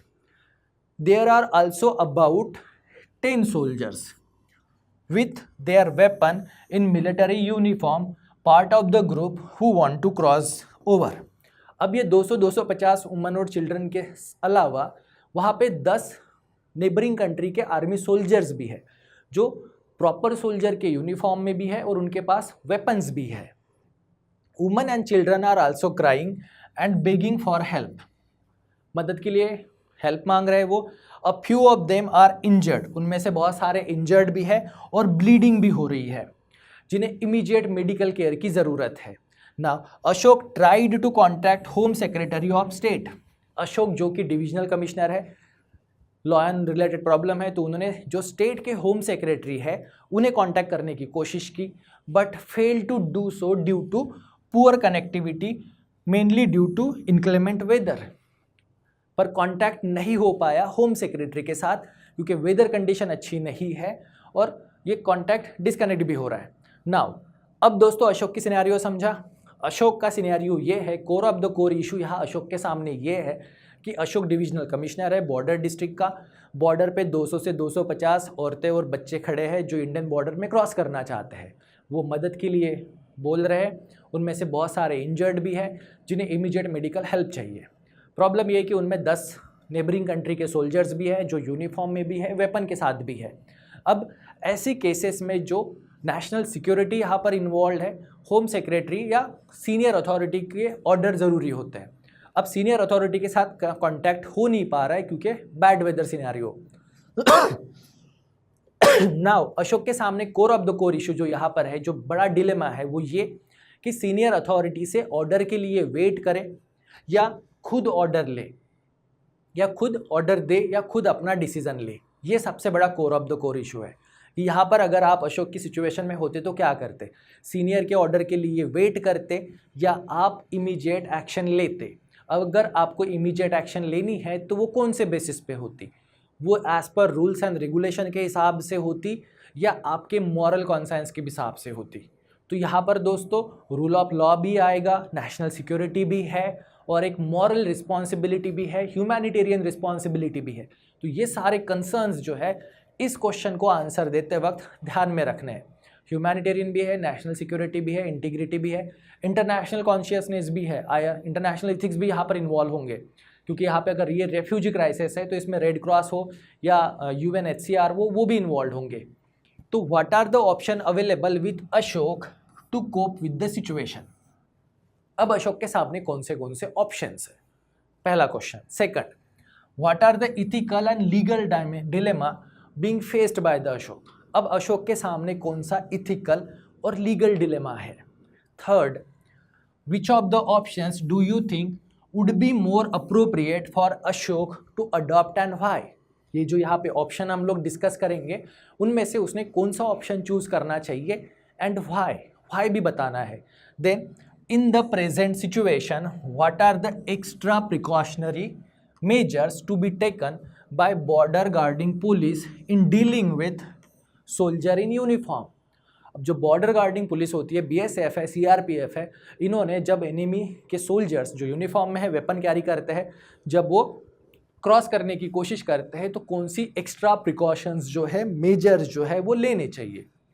तो चलिए दोस्तों इस केस स्टडी के आंसर को देखते हैं। सबसे पहले हम देखेंगे ऑप्शन बी को, what are the ethical and legal dilemmas faced by the Ashok. Ashok के सामने जो इथिकल और लीगल डिलेमास है वो कौन से हैं। तो अब यहां पर इथिकल और लीगल डिलेमास, अब दोस्तों इथिकल और लीगल डिलेमास ये है कि वो यहां पर क्या फॉलो करे, पर्सनल मॉरलिटी फॉलो करे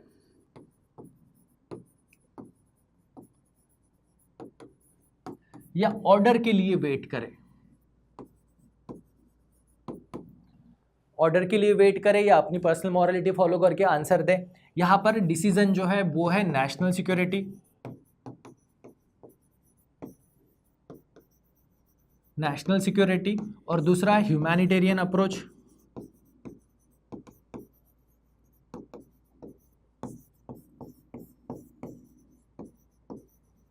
यहां पर वो एम्पैथी कंपैशन दिखाए जो रेफ्यूजीज है या उन्हें सिक्योरिटी प्रोवाइड करे, या नेशनल सिक्योरिटी को फॉलो करके स्ट्रिक्टली रूल पे बेस्ड रहे। तो यहाँ पे रूल ऑफ लॉ को फॉलो किया जाए या ह्यूमैनिटेरियन को। रूल ऑफ लॉ फॉलो करोगे उसके हिसाब से सीनियर अथॉरिटी के लिए वेट करोगे या नहीं करोगे, ऐसे बहुत सारे। और दूसरा जो यहाँ पे जो इंटरनेशनल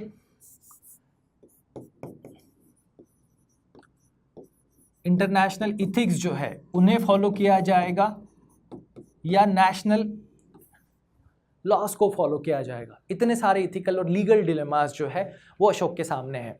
तो ये भी है। अब डिस्कस करते हैं what are the options available with Ashok to cope with the situation. अब अशोक के सामने कौन से ऑप्शंस है।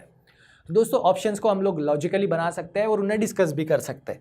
तो पहला ऑप्शन जो अशोक के पास रहेगा वो ये कि डिनाई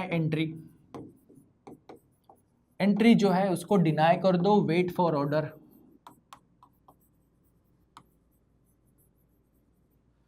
कि वो ऑर्डर के लिए वेट करेगा और जब तक ऑर्डर नहीं आता है तब तक किसी को एंट्री नहीं देगा, पहला ऑप्शन।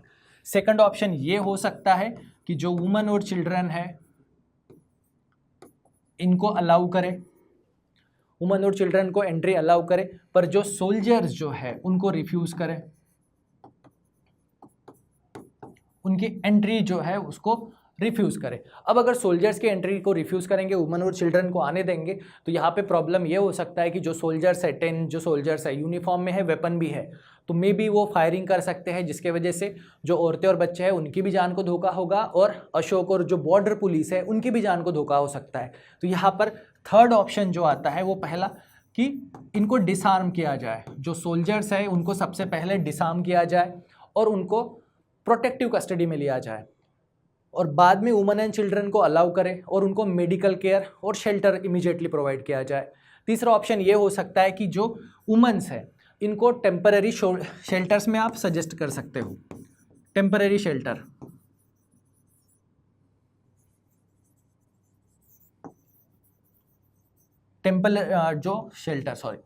जो टेम्पररी शेल्टर्स है उनमें इन वुमेंस को रख सकते हैं, उनको इमीडिएट मेडिकल केयर और उनकी स्लीपिंग जो है उसको अरेंज किया जा सकता है, पर उनको ऑफिशियली इंडिया में एंट्री नहीं दी जाएगी, ऑफिशियल एंट्री जो है वो नहीं दी जाएगी।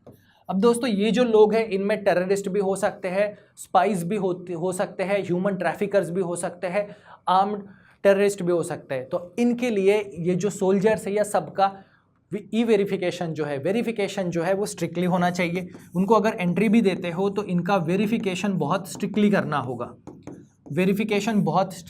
होगा, क्योंकि फ्यूचर प्रॉब्लम्स हो सकते हैं। यहाँ पे हम ह्यूमन कंपैशन को फॉलो कर सकते हैं पर लॉन्ग टर्म में प्रॉब्लम्स आ सकती है। तो ये जो इथिकल इश्यूज है यहाँ पर शॉर्ट टर्म और लॉन्ग टर्म दोनों के बारे में हमें सोचना होगा। शॉर्ट टर्म और इसके लॉन्ग टर्म आउटपुट या consequences. Ethical dilemma, long term consequences कि अगर उनमें से टेररिस्ट होते हैं, स्पाइज अगर होते हैं तो भी प्रॉब्लम हमारे लिए हो सकता है। तो सबका वेरिफिकेशन कंपलसरी है, या हमने वेट करना है, या हमने जो इंटरनेशनल एजेंसीज़ है जैसे कि रेड क्रॉस उसको भी इन्फॉर्म किया जा सकता है। और सबसे इम्पॉर्टेंट चीज़, इस पूरे ऑपरेशन को प्रॉपरली डॉक्यूमेंट करना ज़रूरी है, डॉक्यूमेंट और रिपोर्टिंग होम मिनिस्टर को। तो इतने सारे ऑप्शंस हम बना सकते हैं जो अशोक के पास भी अवेलेबल है। सबको अलाउ करें, ओनली बच्चे और औरतों को अलाउ करें, या बाकियों को, सोल्जर्स को पहले डिसार्म करें या उन्हें प्रोटेक्टिव कस्टडी मिले, सोल्जर्स को प्रॉपरली वेरीफाई करें। इस तरह से हम इस चीज़ को टैकल कर सकते हैं। देन थर्ड ऑप्शन जो है वो ये है, which option do you think would be more appropriate for Ashok to adopt and why. अब यहाँ पे मोस्ट अप्रोप्रिएट ऑप्शन क्या हो सकता है? तो दोस्तों देखो, ऑर्डर के लिए वेट करना तो सही नहीं होगा, क्योंकि ह्यूमैनिटेरियन है, बहुत सारी औरतें और बच्चे भी हैं जिन्हें मेडिकल हेल्प की ज़रूरत भी है। तो यहाँ पे अशोक के सामने ऑप्शंस जो है, जो बेस्ट ऑप्शन इस सिनेरियो में लगता है, वो हम बहुत सारे ऑप्शंस को क्लब करके बना सकते हैं। सबसे पहला तो ये कि जो सोल्जर्स हैं उनको डिसार्म किया जाए, सोल्जर्स को डिसार्म किया जाए, और डिसार्म करने के बाद भी उन्हें प्रोटेक्टिव कस्टडी में रखे ताकि उनको वेरिफिकेशन किया जा सके। सोल्जर्स को प्रोटेक्टिव कस्टडी में रखे, और जो चाइल्ड और वुमन है इन्हें एंट्री दी जाए, और सबको इंक्लूडिंग सोल्जर्स सबको मेडिकल केयर, मेडिकल फैसिलिटीज दी जाए। सोल्जर्स को ह्यूमन डिग्निटी के साथ ट्रीट किया जाए, इन सबको ह्यूमन डिग्निटी के साथ ट्रीट किया जाए, सारी प्रोसेस को प्रॉपरली डॉक्यूमेंट किया जाए, और रिकॉर्ड करके इसको होम मिनिस्ट्री को फर्दर इंफॉर्मेशन सारी सेंड की जाए। और उसके बाद क्या करना है, उसके लिए उन्होंने हायर अथॉरिटीज़ का वेट करना चाहिए। तो सोल्जर्स को डिसार्म करके प्रोटेक्टिव कस्टडी में लेना, औरतों और बच्चों को अलाउ करना, उन्हें मेडिकल फैसिलिटी, शेल्टर, सारी चीज़ें अवेलेबल कराना, और पूरी प्रोसेस को प्रॉपरली डॉक्यूमेंट करके होम सेक्रेटरी को रिपोर्ट किया जाए ताकि प्रॉपर इंस्ट्रक्शन आ सके। उसके बाद ही ये फाइनल एक्शन जो है वो लेंगे। ये सारे ऑप्शंस अभी अशोक के पास अवेलेबल है। तो इस तरह से हम यहाँ पे विच ऑफ द ऑप्शन, हमारे हिसाब से कौन सा ऑप्शन बेस्ट है, अप्रोप्रिएट है अशोक के लिए, उसे मेंशन कर सकते हैं। तो इसमें जो ऑप्शंस हमने यहाँ पे डिस्कस किए थे, इनको हम क्लब कर सकते हैं कि डिनाई तो नहीं होगा, ह्यूमैनिटेरियन और इंटरनेशनल कॉन्साइंस के वो खिलाफ होगा, इसके लिए हमारा इंटरनेशनल क्रिटिसिज्म भी हो सकता है। तो उनकी एंट्री देना, प्रोटेक्शन देना काम बनता है। अब दोस्तों लास्ट वाला ऑप्शन कि बॉर्डर सिक्योरिटी पुलिस जो है, बॉर्डर गार्डिंग पुलिस जो है, उन्होंने कौन से एक्स्ट्रा प्रिकॉशनरी मेजर्स लेने चाहिए जब भी वो डील करते हैं किसके साथ, soldier in uniform. Soldier in uniform के साथ जब भी डील करते हैं, तब सबसे पहली जो इम्पॉर्टेंट चीज़ है वो ये कि सर्वेलेंस को इंक्रीज कर लेना चाहिए। सर्वेलेंस को इंप्रूव करना है। अगर सामने वाले सोल्जर्स है तो सबसे पहली चीज़ जो है उन्हें डिसार्म करना है। ओके, डिसार्म करके उन्हें प्रोटेक्टिव कस्टडी में लेना है। डिसार्म करके प्रोटेक्टिव कस्टडी, सोल्जर्स ने पहले खुद की सेफ्टी को मेंटेन करना है, बाद में इन्हें डिसार्म और प्रोटेक्टिव कस्टडी में होगा। इन्हें मेडिकल फैसिलिटीज़ देनी है और इन्हें ह्यूमन डिग्निटी के साथ हमेशा ट्रीट करना है। सर्वेलेंस भी होगा, बाद में इनको स्ट्रिक्ट वेरिफिकेशन होगा, स्ट्रिक्ट वेरिफिकेशन, क्योंकि इनमें बहुत सारे एनिमी स्पाइज हो सकते हैं, आर्म ट्रैफिकर्स हो सकते हैं, टेररिस्ट हो सकते हैं जो लॉन्ग टर्म में हमारे लिए सिक्योरिटी प्रॉब्लम्स क्रिएट करेंगे, स्मगलर्स भी हो सकते हैं। तो स्ट्रिक्ट वेरिफिकेशन होगा, और तभी उसी के बाद ही इन्हें शेल्टर दिया जाए या ना दिया जाए, ये डिसीजन जो है वो हायर अथॉरिटी का होगा। तो ऐसे हम लोग एक कॉमन पॉइंट्स यहाँ पर लिख सकते हैं।